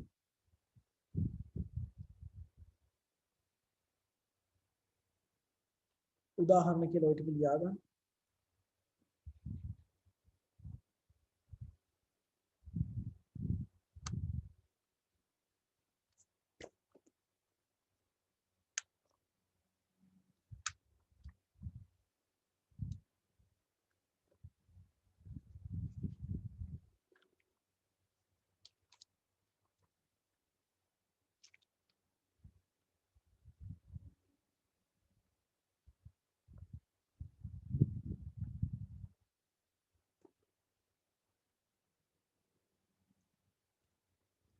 මේ උභයගුණී කැටායන අඩංගු ද්‍රාවණයක් හඳුනා ගන්න අපිට ප්‍රබල භස්මයක් පාවිච්චි කරන්න පුළුවන්. උභයගුණී කැටායන අඩංගු ද්‍රාවණයක් හඳුනා ගන්න අපිට ප්‍රබල භස්මයක් අඩංගු ද්‍රාවණයක් පාවිච්චි කරන්න පුළුවන්. ප්‍රබල භස්ම ජලීය ද්‍රාවණයක් ප්‍රබල භස්මයක් භාවිත කරන්න පුළුවන්. කොහොමද අපි අඳුරගන්නේ මේ උභයගුණී කැටායන අඩංගු ද්‍රාවණයකට පුතේ ප්‍රබල භස්මයක් එකතු කරොත්? දැන් මෙතනදී ඇලුමිනියම් ධන 3 කියන උභයගුණීය කැටායන තියෙන එකට ප්‍රබල භස්මයේ සෝඩියම් හයිඩ්‍රොක්සයිඩ් එකතු කරලා තියෙනවා. ඒක එකතු කරද්දී එකපාරට ගොඩක් දාන්න බෑ, බිඳු වශයෙන් ටික ටික දාන්න. හරිද? බිඳු වශයෙන් ටික ටික දාන්න. බිඳු වශයෙන් ටික ටික දානකොට ඉස්සල්ලාම අන්න ඇලුමිනියම් හයිඩ්‍රොක්සයිඩ් සුදු පාට අවක්ෂේප වෙනවා. ඒ කියන්නේ ඇලුමිනියම් හයිඩ්‍රොක්සයිඩ් සුදු පාට නිසා මෙතනදී එන්නේ සුදු පාට. එහෙනම් අපි කියනවා පොදු ප්‍රකාශනයකට ගියොත් උභයගුණීය කැටායන අඩංගු ද්‍රාවණයකට ප්‍රබල භස්මයක් ක්‍රමයෙන් එකතු කරොත්, හරිද? උභයගුණී කැටායන අඩංගු ද්‍රාවණයකට ප්‍රබල භස්මයක් ක්‍රමයෙන් එකතු කරොත් ඉස්සල්ලාම ඒ කැටායනය එයාගේ හයිඩ්‍රොක්සයිඩ් එක ලෙස ඉස්සල්ලාම අවක්ෂේප වෙනවා. ඒ කැටායනය එයාගේ හයිඩ්‍රොක්සයිඩ් එක විදිහට ඉස්සල්ලාම අවක්ෂේප වෙනවා. right? ඔන්න පළවෙනි නිරීක්ෂණය. ඉවර නෑ. අපි සටහන ලියාගෙන ඉමු. මෙම උභයගුණී කැටායන අඩංගු ද්‍රාවණයක් උභයගුණී කැටායන අඩංගු ද්‍රාවණයක්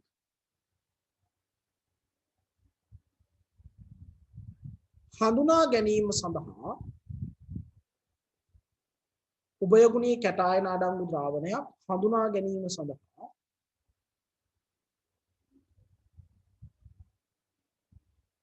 ප්‍රබල භස්මයක්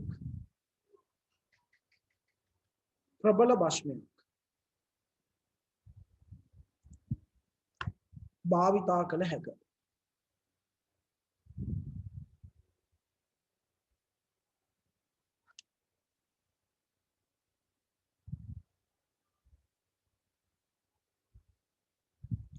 ප්‍රබල භස්මයක් භාවිතා කළ හැකිය.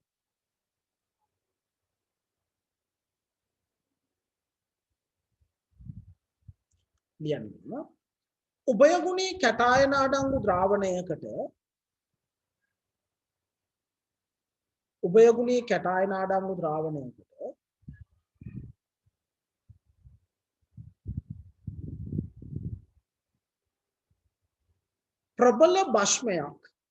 ප්‍රබල භෂ්මයක් ක්‍රමයෙන් එකතු කිරීමේදී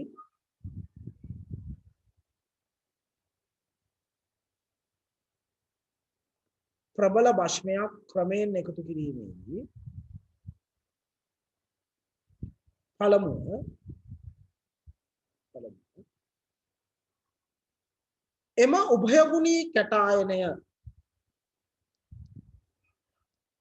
එම උභයගුණී කැටායනය එහි හයිඩ්‍රොක්සයිඩය සාදමින් අවක්ෂේප වේ. එම උභයගුණී කැටායනය එහි හයිඩ්‍රොක්සයිඩය සාදමින් අවක්ෂේප වේ. එයාගේ හයිඩ්‍රොක්සයිඩය හදමින් මේ කැටායනය අවක්ෂේප වෙනවා. එහි හයිඩ්‍රොක්සයිඩය සාදමින් අවක්ෂේප වේ. ඉස්සල්ලාම උභයගුණී කැටායනය එයාගේ හයිඩ්‍රොක්සයිඩ් එක හදමින් අවක්ෂේප වෙනවා. ඊට පස්සේ ඉවර නැහැ. මෙන්න මේ අවක්ෂේප වෙච්ච හයිඩ්‍රොක්සයිඩ් එකට අවක්ෂේප වෙච්ච හයිඩ්‍රොක්සයිඩ් එකට පුතේ දැන් ඉස්සල්ලාම ස්වල්පයක් එකතු කරා ස්වල්පයක් එකතු කරනකොට හයිඩ්‍රොක්සයිඩ් එක අවක්ෂේප වුණා. ඒක සුදු වෙන්නේ ඇලුමිනියම් නිසා ක්‍රෝමියම් වගේ වුණොත් කොළ පාට. දැන් මෙතන ඇලුමිනියම් අරන් තියෙන නිසා එහෙම. හැබැයි මෙන්න මේ හයිඩ්‍රොක්සයිඩ් අවක්ෂේපයට වැඩිපුර සෝඩියම් හයිඩ්‍රොක්සයිඩ් අර වැඩිපුර ප්‍රබල භෂ්මය දැම්මොත් මොකද වෙන්නේ? ඒ අවක්ෂේපයේදී වෙලා පැහැදිලි ද්‍රාවණයක් ලැබෙනවා. පැහැදිලි ද්‍රාවණයක් ඇලුමිනියම් නම් අවර්ණයි ඒ ක්‍රෝමියම් වගේ වුණොත් කොළ පාට ද්‍රාවණයක් ලැබෙනවා. ඒත් පැහැදිලි ද්‍රාවණයක් කියන්නේ අවර්ණ නෙමෙයි. පැහැදිලි ද්‍රාවණයක් කියන්නේ මුකුත් අවක්ෂේප මුකුත් නැහැ, සම්පූර්ණම නිකම්ම ද්‍රාවණ. හරි නේද? පැහැදිලි ද්‍රාවණයක් කියන්නේ අවර්ණ කියන එක නෙමෙයි. තේරුණාද කියන්නේ? එතකොට උභයගුණී කැටායන අඩංගු ද්‍රාවණයකට ප්‍රබල භෂ්මයක් කෙමින් එකතු කරොත් ඉස්සල්ලාම අවක්ෂේපයක් එනවා, හයිඩ්‍රොක්සයිඩ් අවක්ෂේපය එනවා. ඒ හයිඩ්‍රොක්සයිඩ් අවක්ෂේපයට වැඩිපුර භෂ්මය එකතු කරොත් ඒ අවක්ෂේපයේදී වෙලා නැවතත් පැහැදිලි ද්‍රාවණයක් ලැබෙනවා. එහෙනම් අඩංගු ද්‍රාවණයකට යම්කිසි ද්‍රාවණයකට ප්‍රබල භෂ්මයක් එකතු කරනකොට අවක්ෂේපයක් ලැබිලා ඒ අවක්ෂේපයට වැඩිපුර භෂ්මය දානකොට අවක්ෂේපය දිය වුණා නම් අනිවාර්යෙන්ම කවුද යා උභයගුණී කැටායනයක් වෙන්න ඕනේ. අනිවාර්යෙන්ම යා උභයගුණී කැටායනයක් වෙන්න ඕනේ. මේ ප්‍රතික්‍රියා අලුත් දේවල් නෙමේ. ඇලුමිනියම් ධනතර සෝඩියම් හයිඩ්‍රොක්සයිඩ් එක්ක ඇලුමිනියම් හයිඩ්‍රොක්සයිඩ් අවක්ෂේපය හදනවා. ඒ ඇලුමිනියම් හයිඩ්‍රොක්සයිඩ් අවක්ෂේපය වැඩිපුර සෝඩියම් හයිඩ්‍රොක්සයිඩ් එක්ක සෝඩියම් ඇලුමිනේට් හදලා දිය වෙනවා. සෝඩියම් ඇලුමිනේට් හදලා දිය වෙනවා. එහෙමයි වෙන්නේ. right අපිට කියන්නේ එසේ ද්‍රාවණයට එසේ ලැබුණු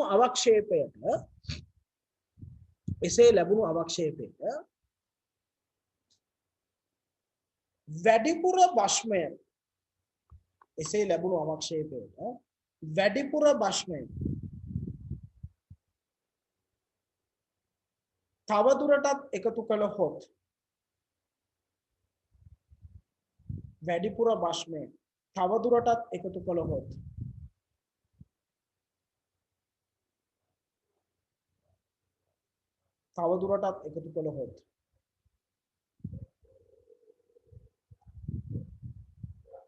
අවක්ෂේපය දියවි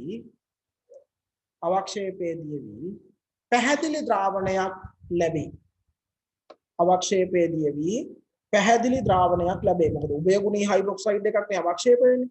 උභයගුණී හයිඩ්‍රොක්සයිඩ් තවත් භෂ්මත් එක්ක ප්‍රතික්‍රියා කරන පැහැදිලි ද්‍රාවණයක් ලැබේ. right හරි මේ ස්ක්‍රීන් එකේ තියෙන ඔක්කොම ලියා ගන්න. උදාහරණ ඇලුමිනියම් ධන 3 කියලා ලියලා ප්‍රතික්‍රියා ලියලා මේ වාක්‍යයක් ලියලා ඊට පස්සේ ප්‍රතික්‍රියා ඒ ටිකක් ලියලා රූප සටහනක් දැනගන්න. ඔක්කොම දැනගන්න පොඩි වෙලාවක් ගියාට කමක් නැහැ නේද?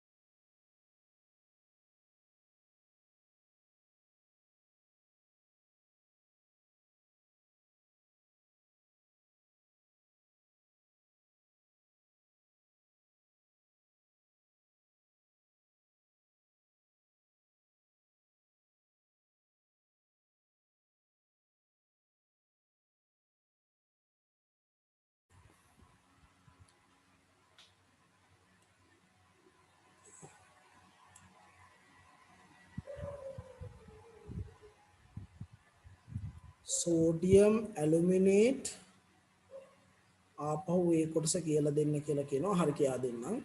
sodium aluminate පැහැදිලි අවර්ණ ද්‍රාවණයක්. ඒ වචනවල තේරුම කෙමිස්ට්‍රි වල ඔය වචනවල තේරුමත් හරි වැදගත් වෙනවා පුතේ. හරිද?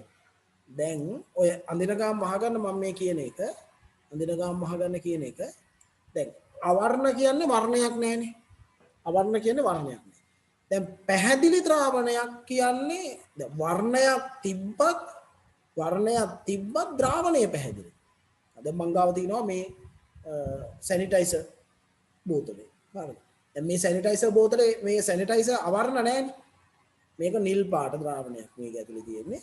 මේ ද්‍රාවණය නිල් පාටයි හැබැයි පැහැදිලි. තේරුණා නේද? දැන් මේක එතකොට මේකට අවර්ණ ද්‍රාවණයක් කියන්න බෑ. මේකට කියන්න පුළුවන් පැහැදිලි ද්‍රාවණයක් කියලා. මේක පැහැදිලි ද්‍රාවණයක්. හරි නේද? එතකොට වතුර වීදුරුවක් ගන්නකො. වතුර වීදුරුව අවර්ණයි ඒ වගේම පැහැදිලි.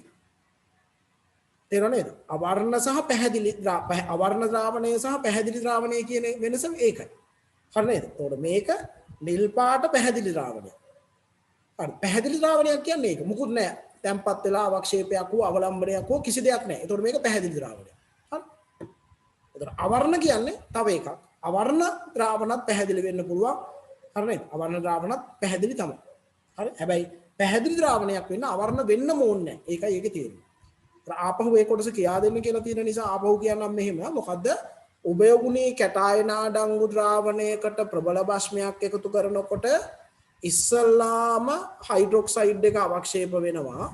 හයිඩ්‍රොක්සයිඩ් එක අවක්ෂේප වෙනවා. ඒ අවක්ෂේප වෙච්ච හයිඩ්‍රොක්සයිඩ් එකට වැඩිපුර සෝඩියම් හයිඩ්‍රොක්සයිඩ් දානකොට අන්න ඒක දිය වෙලා යනවා. උභයගුණී කැටායන අඩංගු එකකට ප්‍රබල භස්මයක් එකතු කරනකොට ඒකේ හයිඩ්‍රොක්සයිඩ් එක අවක්ෂේප වෙනවා. ඒ අවක්ෂේප වෙච්ච එකට වැඩිපුර සෝඩියම් හයිඩ්‍රොක්සයිඩ් දානකොට ඒක ආපහු දිය වෙලා යනවා. ඒක ආපහු දිය වෙලා යනවා. තේරුණා නේද? දිය වෙලා පැහැදිලි ද්‍රාවණයක් ලැබෙනවා. පැහැදිලි ද්‍රාවණයක් ලැබෙනවා කියන්නේ අර අවක්ෂේපය සම්පූර්ණයෙන්ම දිය වෙනවා. ඒ අවක්ෂේපය සම්පූර්ණයෙන්ම දිය වෙනවා වැඩිපුර දානකොට. මම මේකේ ප්‍රැක්ටිකල් වීඩියෝස් තියෙනවා. මම ඔයාලට ඉස්සරහදී මේවා ප්‍රැක්ටිකල් වීඩියෝ ටික පෙන්නන්නම්. හරි නේද? ඇඳගෙන ඉවර ඇති නේද? තවමත් අඳින අය සිටීද කියන්නකො. තවමත් අඳින අය ඉන්නවද? මම ඊගාවට විස්තර කරන කොටසට යන්න. තාමත් අඳින අය ඉන්නවද?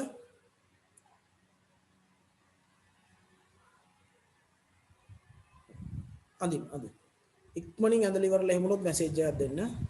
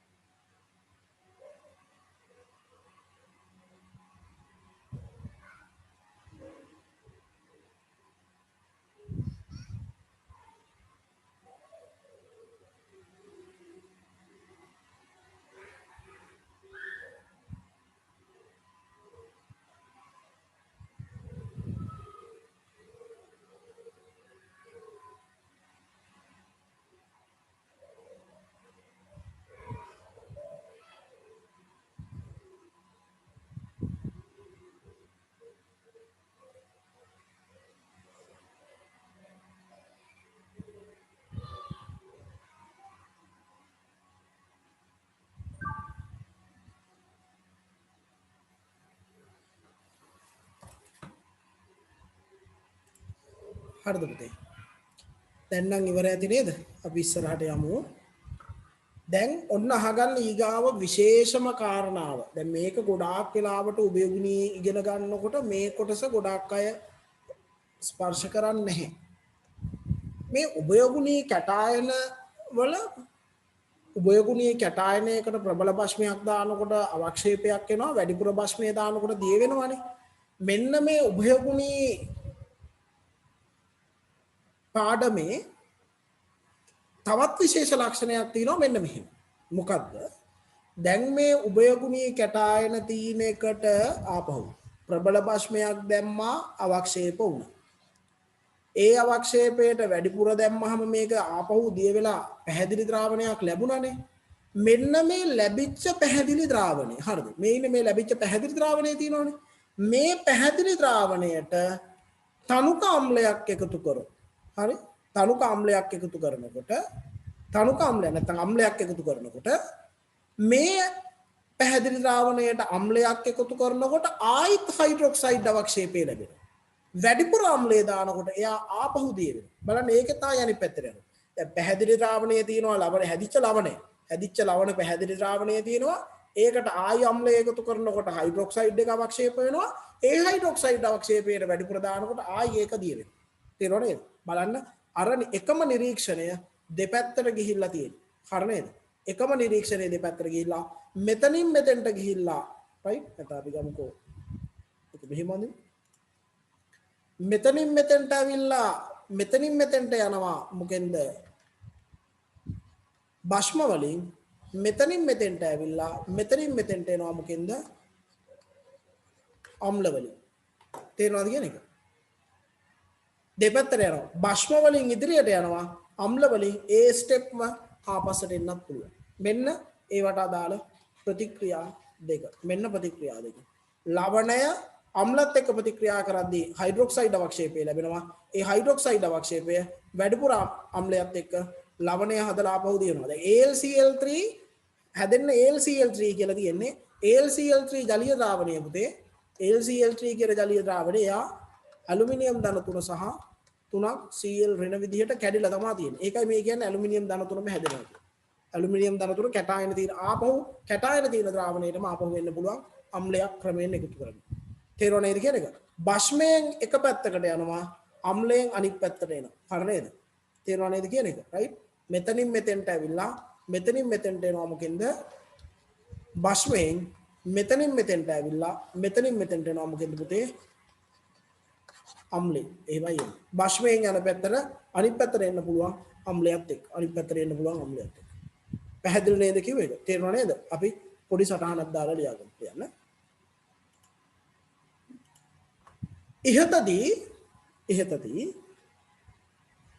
වැඩිපුර භස්මය හමුවේ ලැබුණු පැහැදිලි ද්‍රාවණයට මම දැන් මේ පොදුවේ දෙන නිසා අවර්ණ කියන වචනේ පාවිච්චි කරන්නේ නැහැ. පොදුවේ දෙන නිසා අවර්ණ කියන වචනේ පාවිච්චි කරන්නේ නැහැ. මේ පැහැදිලි ද්‍රාවණයට නැවතත් ක්‍රමයෙන් අම්ලයක් එකතු කළහොත් ක්‍රමයෙන් අම්ලයක් එකතු කළහොත් ක්‍රමයෙන් අම්ලයක් එකතු කළහොත්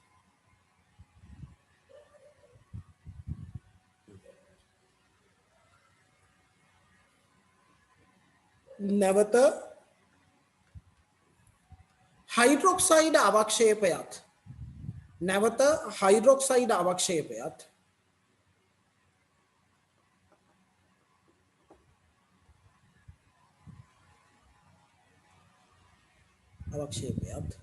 එම හයිඩ්‍රොක්සයිඩ් අවක්ෂේපයට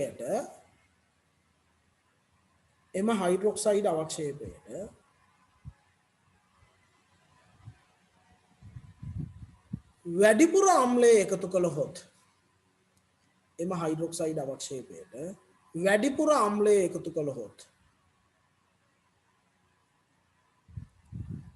නැවතත්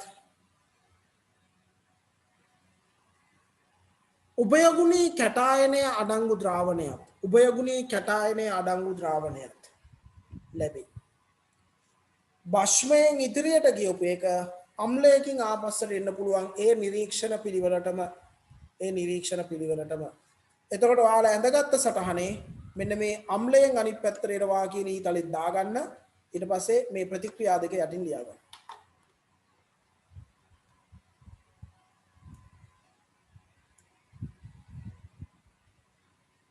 තනුක අම්ලයක් කියලා විශේෂයෙන් සලකන්න අවශ්‍ය නැහැ. සාන්ද්‍ර අම්ලයක් දැම්මත් ප්‍රශ්නයක් නැහැ. හැබැයි සාන්ද්‍ර අම්ලයක් දැම්මහම වෙන්නේ මේ මැද අවක්ෂේපය අපිට ගන්න බැරි වෙන්න ඉඩ තියෙනවා. මොකද සාන්ද්‍ර කියන්නේ මවුල ගොඩාක් තියෙන නිසා තනුක අම්ලයකින් තමයි අපිට නිවැරදිව නිරීක්ෂණ ටික ගන්න පුළුවන්. අම්ලය ප්‍රබල වීම අත්‍යවශ්‍ය නැහැ. අම්ලයක් ප්‍රබල වෙන්න ඕනද කියලා අහනවා නෑ. අම්ලය ප්‍රබල වීම අත්‍යවශ්‍ය නෑ. දුර්වල අම්ලයකින් පවා ඒ කියන වැඩේ නම් වෙනවා. දුර්වල අම්ලයකින් පවා ওই කියන වැඩේ වෙනවා. ඒක ප්‍රශ්නයක් නෑ. අම්ලය ප්‍රබල වෙන්නම ඕනේ නැහැ. රූප සටහන සම්පූර්ණ කරගෙන ප්‍රතික්‍රියාත් ලියා ගන්න.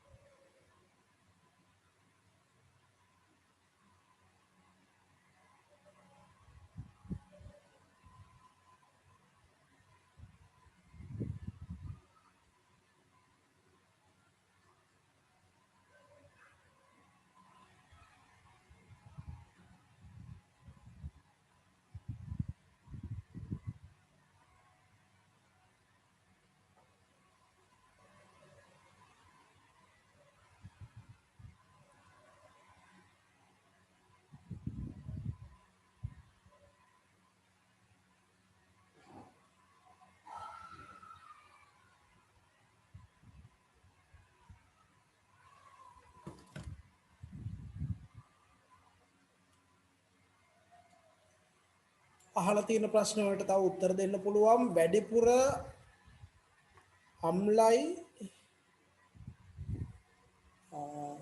අම්ල දෙකේ වෙනස.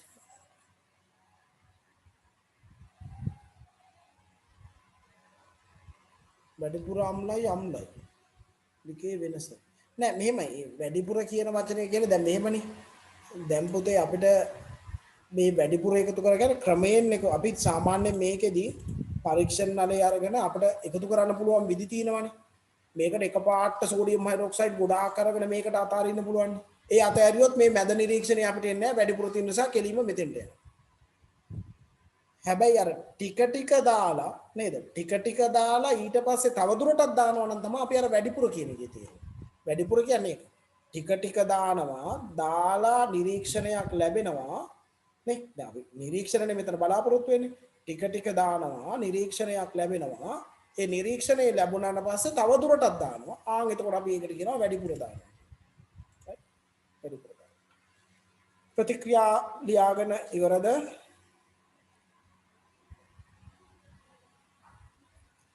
තව ලියන අය ඉන්නවද?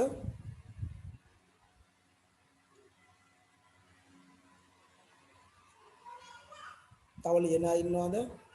අලුතෙන් ඇඳ ගන්න කිව්වේ නෑ මේක. කලින් ඇඳ එකම සම්පූර්ණ කරගන්න කියලායි කිව්වේ. රයිට්. ලියලා ඉවරයි. ඔන්න අපි උභයගුණී කැටායන ප්‍රබල භස්ම සහ ලැබෙන අවර්ණ ද්‍රාවණය අවසාන ද්‍රාවණය නැවතත් ලැබෙන අවසාන ද්‍රාවණය නැවතත් අම්ලයක් සමග ආපසු ඒ නිරීක්ෂණ අනුපිළිවෙලට ලබා දීම කියන තැන වෙනකන් කතා කරා. දැන් එතනින් ඉස්සරහට යමු. තව විශේෂ කාරණාවක්. රයිට්. තව විශේෂ කාරණාවක්. හරි. ඊට කලින් තව චූටි දෙයක් තියෙනවා.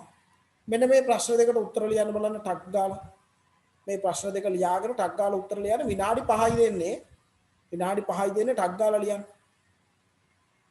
මේ ප්‍රශ්න දෙකට උත්තර ලියන්න ටක් ගාලා විනාඩි 5යි දෙන්නේ. ඉක්මනින් ලියන්න.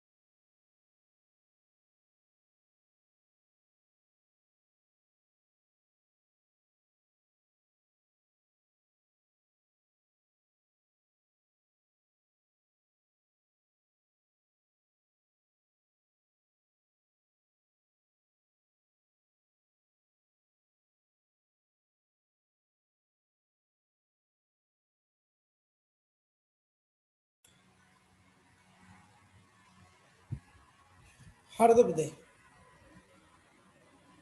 ලෙඩ් ධන දෙක ද්‍රාවණයකට පොටෑසියම් හයිඩ්‍රොක්සයිඩ් ක්‍රමයෙන් එකතු කරලා පොටෑසියම් හයිඩ්‍රොක්සයිඩ් ක්‍රමයෙන් එකතු කරලා වැඩිපුර KOH එකතු කරනවා. එතකොට ඉස්සල්ලාම එකතු කරද්දී ලෙඩ් හයිඩ්‍රොක්සයිඩ් සුදු පාට අවක්ෂේපය එනවා. ඒ අවක්ෂේපයට වැඩිපුර KOH දානකොට අවර්ණ ද්‍රාවණයක් එනවා. पोटेशियम प्लम्बेट අවර්ණ ද්‍රාවණයක් එනවා.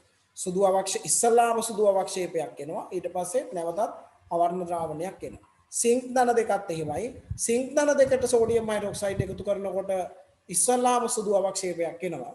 Zinc hydroxide. ඒ සිංක් හයිඩ්‍රොක්සයිඩ් වැඩිපුර සෝඩියම් හයිඩ්‍රොක්සයිඩ් හමුවේ දිය වෙනවා. වැඩිපුර හමුවේ දිය වෙලා නැවතත් අවර්ණ ද්‍රාවණයක් ලැබෙනවා. මේක තමයි උභයගුණීය කැටායන වල තියෙන විශේෂ ලක්ෂණ.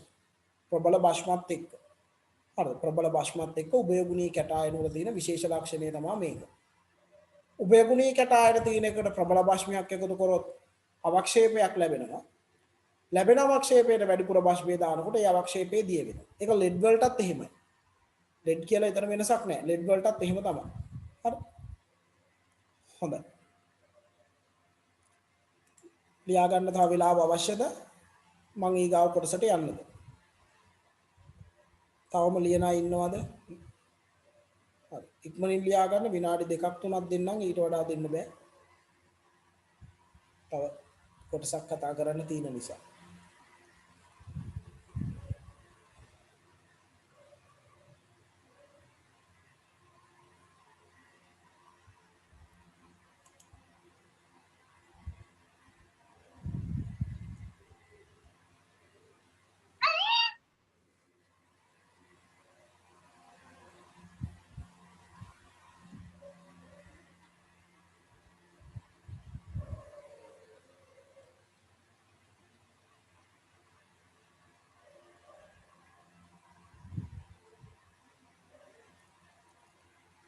ලියාගෙන ඉවරද?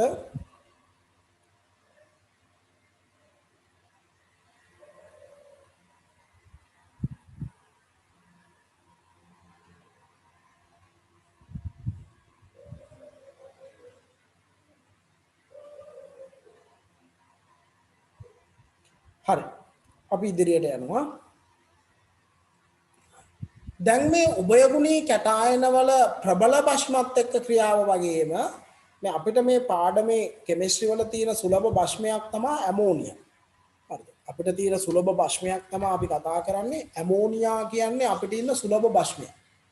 මේක දුර්වල භස්මයක්. ඇමෝනියා කියන්නේ දුර්වල භස්මයක්. අනිත් දුර්වල භස්ම වලටත් වඩා ටිකක් විශේෂ එක්කෙනෙක් තමයි මේ ඇමෝනියා හැවත් ජලීය ඇමෝනියා. ජලීය ඇමෝනියා ඇමෝනියා එක්වස් කියන්න පුළුවන්. එතකොට ඇමෝනියා එක්වස් කියන්නේ NH4OH. මෙයා තමයි ජලීය ඇමෝනියා. right? මාතෘකාව ලියන්න. මේ කණු මාතෘකාව උභයගුණීය කැටායන ඇමෝනියා සමග ක්‍රියාව. නැත්නම් ජලීය ඇමෝනියා සමග ක්‍රියාව. උභයගුණීය කැටායන ඇමෝනියා නැත්නම් ජලීය ඇමෝනියා සමග ක්‍රියාව.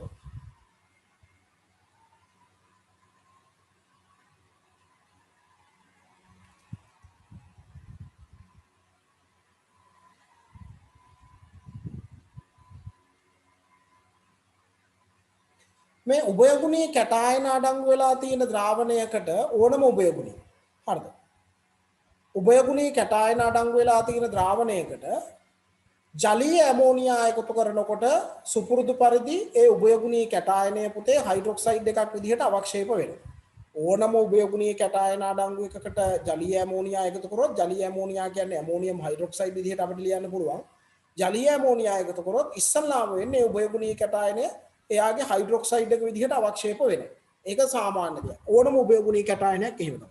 ඉස්සල්ලාම එයාගේ හයිඩ්‍රොක්සයිඩ් එක විදිහට සුපුරුදු විදිහට අවක්ෂේප වෙනවා. අපි ලියන්න. ඕනෑම උභයගුණීය කැටායනයක් අඩංගු ද්‍රාවණයකට ඕනෑම උභයගුණීය කැටායනයක් අඩංගු ද්‍රාවණයකට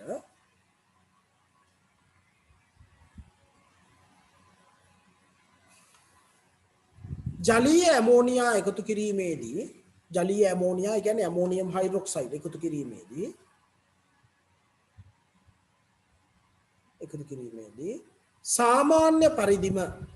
සාමාන්‍ය පරිදිම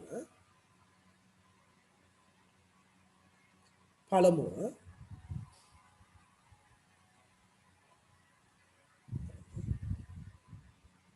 එහි හයිඩ්‍රොක්සයිඩය සාදමින් අවක්ෂේප වේ. එහි හයිඩ්‍රොක්සයිඩය සාදමින් අවක්ෂේප වේ. සාමාන්‍ය විදිහටම හයිඩ්‍රොක්සයිඩ් එක හදලා අවක්ෂේප වෙනවා. ඔන්න පළවෙනිම තැන. right. ඔන්න ඊගාවට විශේෂ තැන. විශේෂ අවස්ථාව මේක. මෙන්න මේ උභයගුණී හයිඩ්‍රොක්සයිඩ් වලින් හයිඩ්‍රොක්සයිඩ් එක අවක්ෂේප වුණානේ. මේ උභයගුණී හයිඩ්‍රොක්සයිඩ් වලින් පුතේ සින්ක් හයිඩ්‍රොක්සයිඩ් ඇර කවුරු ඇරද? මෙන්න මේ සින්ක් හයිඩ්‍රොක්සයිඩ් ඇර. සින්ක් හයිඩ්‍රොක්සයිඩ් හැර අනෙක් සියලුම හයිඩ්‍රොක්සයිඩ් වැඩිපුර ඇමෝනියා එකතු කරාට මේ වැඩිපුර ඇමෝනියා එකතු කරාට ප්‍රතික්‍රියාවක් නැහැ. ඒ කියන්නේ අවක්ෂේපය ඒ විදිහටම තියෙනවා. ප්‍රතික්‍රියාවක් නැහැ කියන්නේ අවක්ෂේපය ඒ විදිහටම තියෙනවා. ඒ කියන්නේ අවක්ෂේපය දිය වෙන්නේ නැහැ. ඒ කියන්නේ සින්ක් හයිඩ්‍රොක්සයිඩ් හැර අනෙත් උභයගුණී හයිඩ්‍රොක්සයිඩ් වැඩිපුර ඇමෝනියා හමුවේ දිය වෙන්නේ නැහැ. වැඩිපුර ඇමෝනියාත් එක්ක ප්‍රතික්‍රියාවක් නැහැ. ඔන්න මතක තියාගන්න. සින්ක් හයිඩ්‍රොක්සයිඩ් හැර පැහැදිලිද කියන්නේ? නමුත් සින්ක් හයිඩ්‍රොක්සයිඩ් හැර අනෙක් සියලුම හයිඩ්‍රොක්සයිඩ් සින්ක් හයිඩ්‍රොක්සයිඩ් හැර අනෙක් සියලුම හයිඩ්‍රොක්සයිඩ් අවක්ෂේප වලට වැඩිපුර ජලීය ඇමෝනියා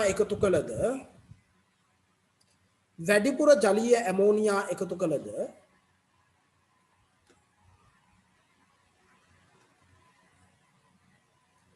අවක්ෂේපය දිය නොවේ.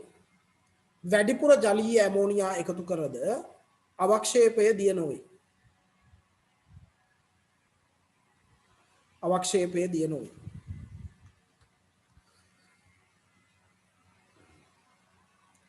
මීට හේතුව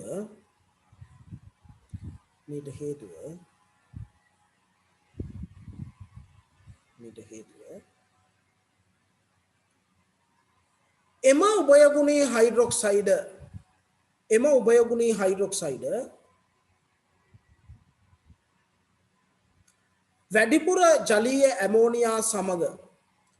වැඩිපුර ජලීය ඇමෝනියා සමග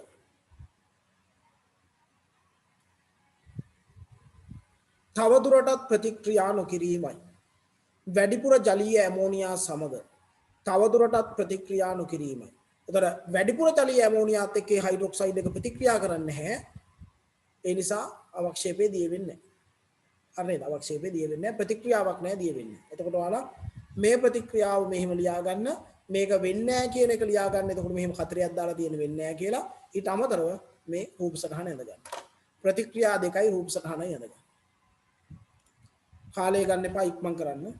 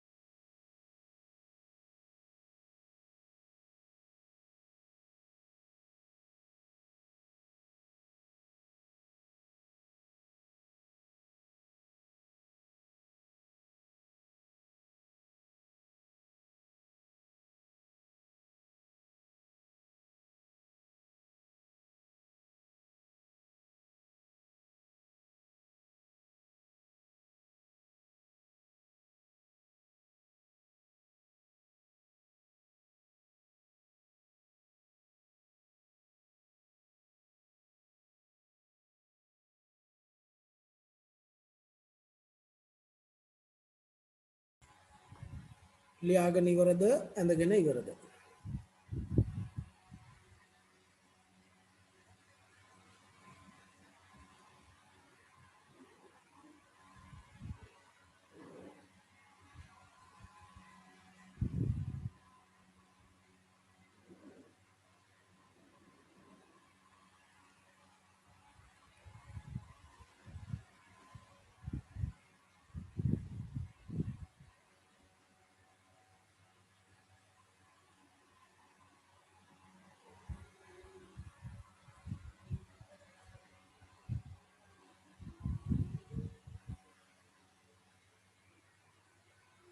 මම කරන්න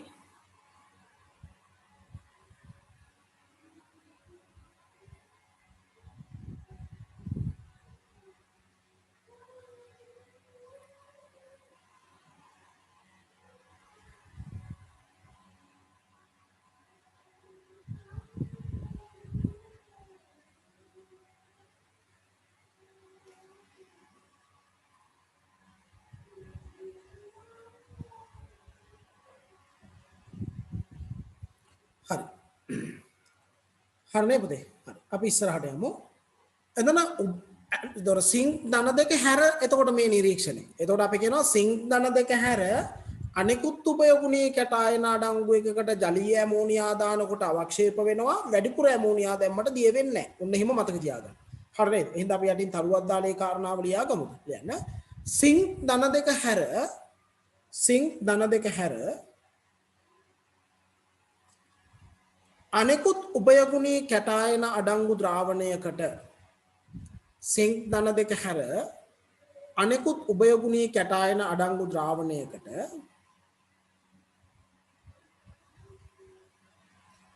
ජලීය ඇමෝනියා එකතු කරන විට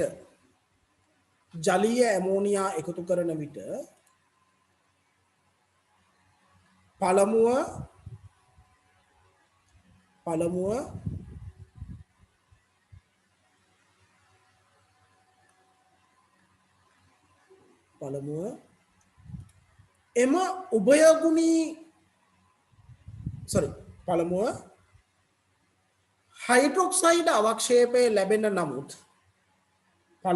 හයිඩ්‍රොක්සයිඩ් අවක්ෂේපය ලැබෙන නමුත් ජලීය ඇමෝනියා එකතු කිරීමේදී පළමුව හයිඩ්‍රොක්සයිඩ් අවක්ෂේපය ලැබෙන නමුත් වැඩිපුර ජලීය ඇමෝනියා එකතු කරන විට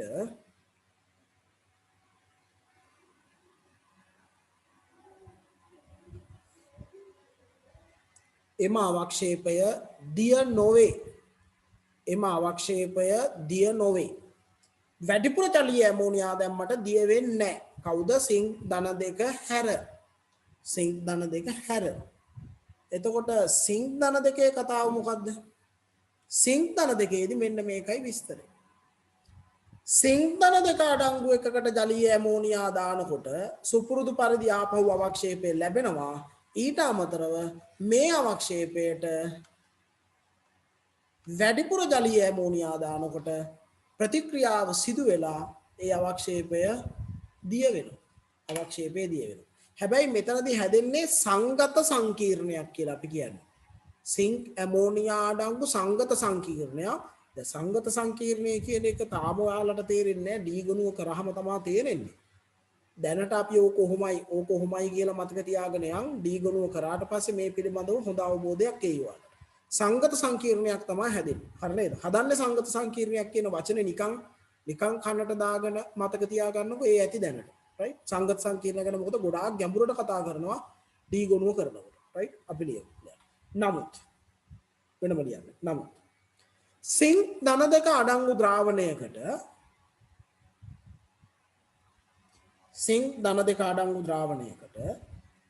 ජලීය ඇමෝනියා එකතු කිරීමේදී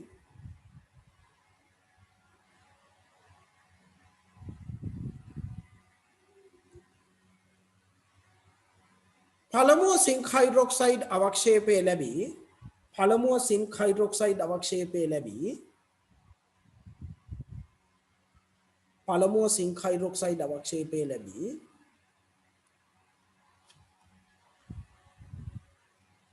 වැඩිපුර ජලීය ඇමෝනියා එකතු කරන විට වැඩිපුර ජලීය ඇමෝනියා එකතු කරන විට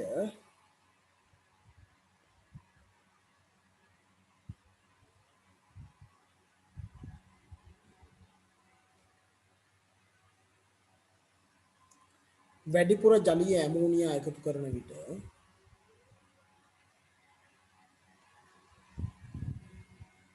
එම අවක්ෂේපය දිය වී යයි. එම අවක්ෂේපය දිය වී යයි.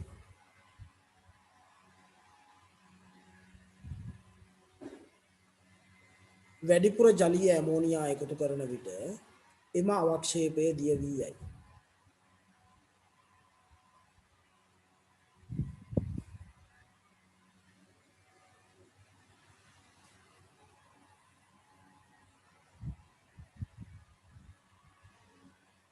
වැඩිපුර ජලීය ඇමෝනියා එකතු කරන විට එම අවක්ෂේපය දිය වී යයි.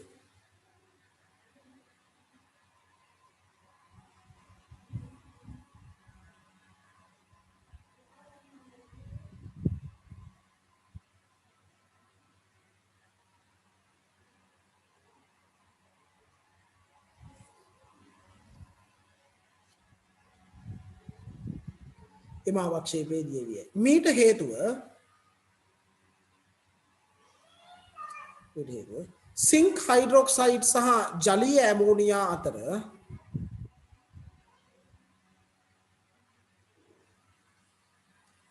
සිංක් හයිඩ්‍රොක්සයිඩ් සහ ජලීය ඇමෝනියා අතර පහත ආකාරයේ ප්‍රතික්‍රියාවක් සිදුවීමයි. පහත ආකාරයේ ප්‍රතික්‍රියාවක් සිදුවීමයි.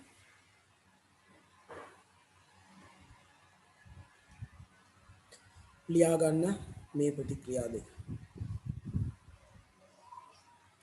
ලියා ගන්න මේ ප්‍රතික්‍රියා දෙක.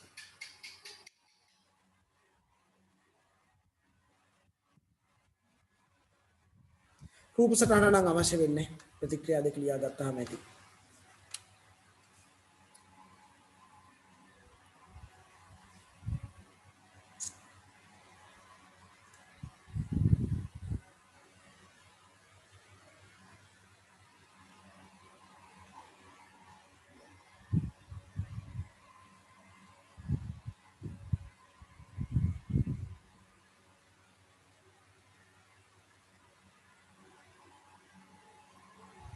ප්‍රතික්‍රියා දෙක ලියා ගන්න. සංගත සංකීර්ණයක් හැදෙනවා සිංක් සහ ඇමෝනියා අතර. ඒ සංගත සංකීර්ණ කියන්නේ මහා ලොකු දේවල් නෙවෙයි හොඳ. ඒවා ඉස්සරහට කතා කරන්න පුළුවන් බොහොම සරල දේවල්.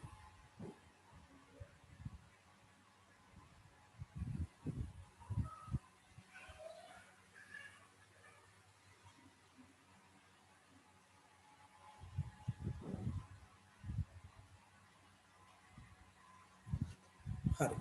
අපි ඉදිරියට යමු. ප්‍රතික්‍රියා දෙක ලියාගෙන ඉවර ඇති. අපි ඉදිරියට යමු. පොඩි ප්‍රශ්නයක් ගෙදරදී උත්තර ලියන්න දෙන්නේ. පොඩි ප්‍රශ්නයක් ගෙදරින් උත්තර ලියන්න. විද්‍යාගාරයේ නම් නොකරන ලද නියැදි හතරක විද්‍යාගාරයේ නම් නොකරන ලද නියැදි හතරක විද්‍යාගාරයේ නම් නොකරන නියැදි හතරක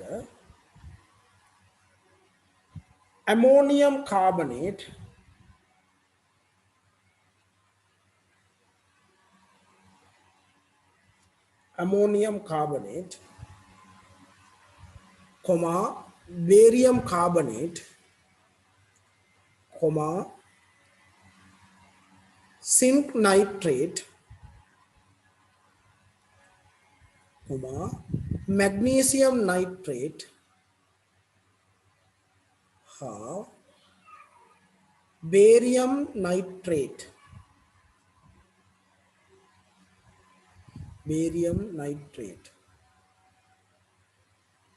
අඩංගු වේ.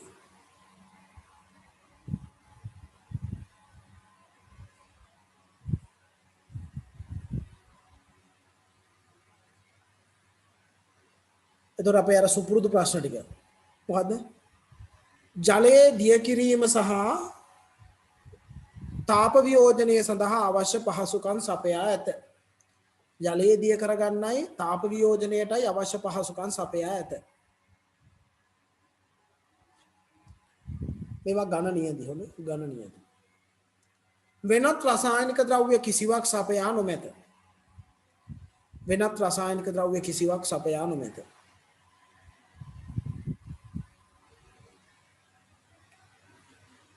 මේවා වෙන්කර හඳුනා ගන්නා ආකාරය ලියන්න. මේවා වෙන්කර හඳුනා ගන්නා ආකාරය ලියන්න.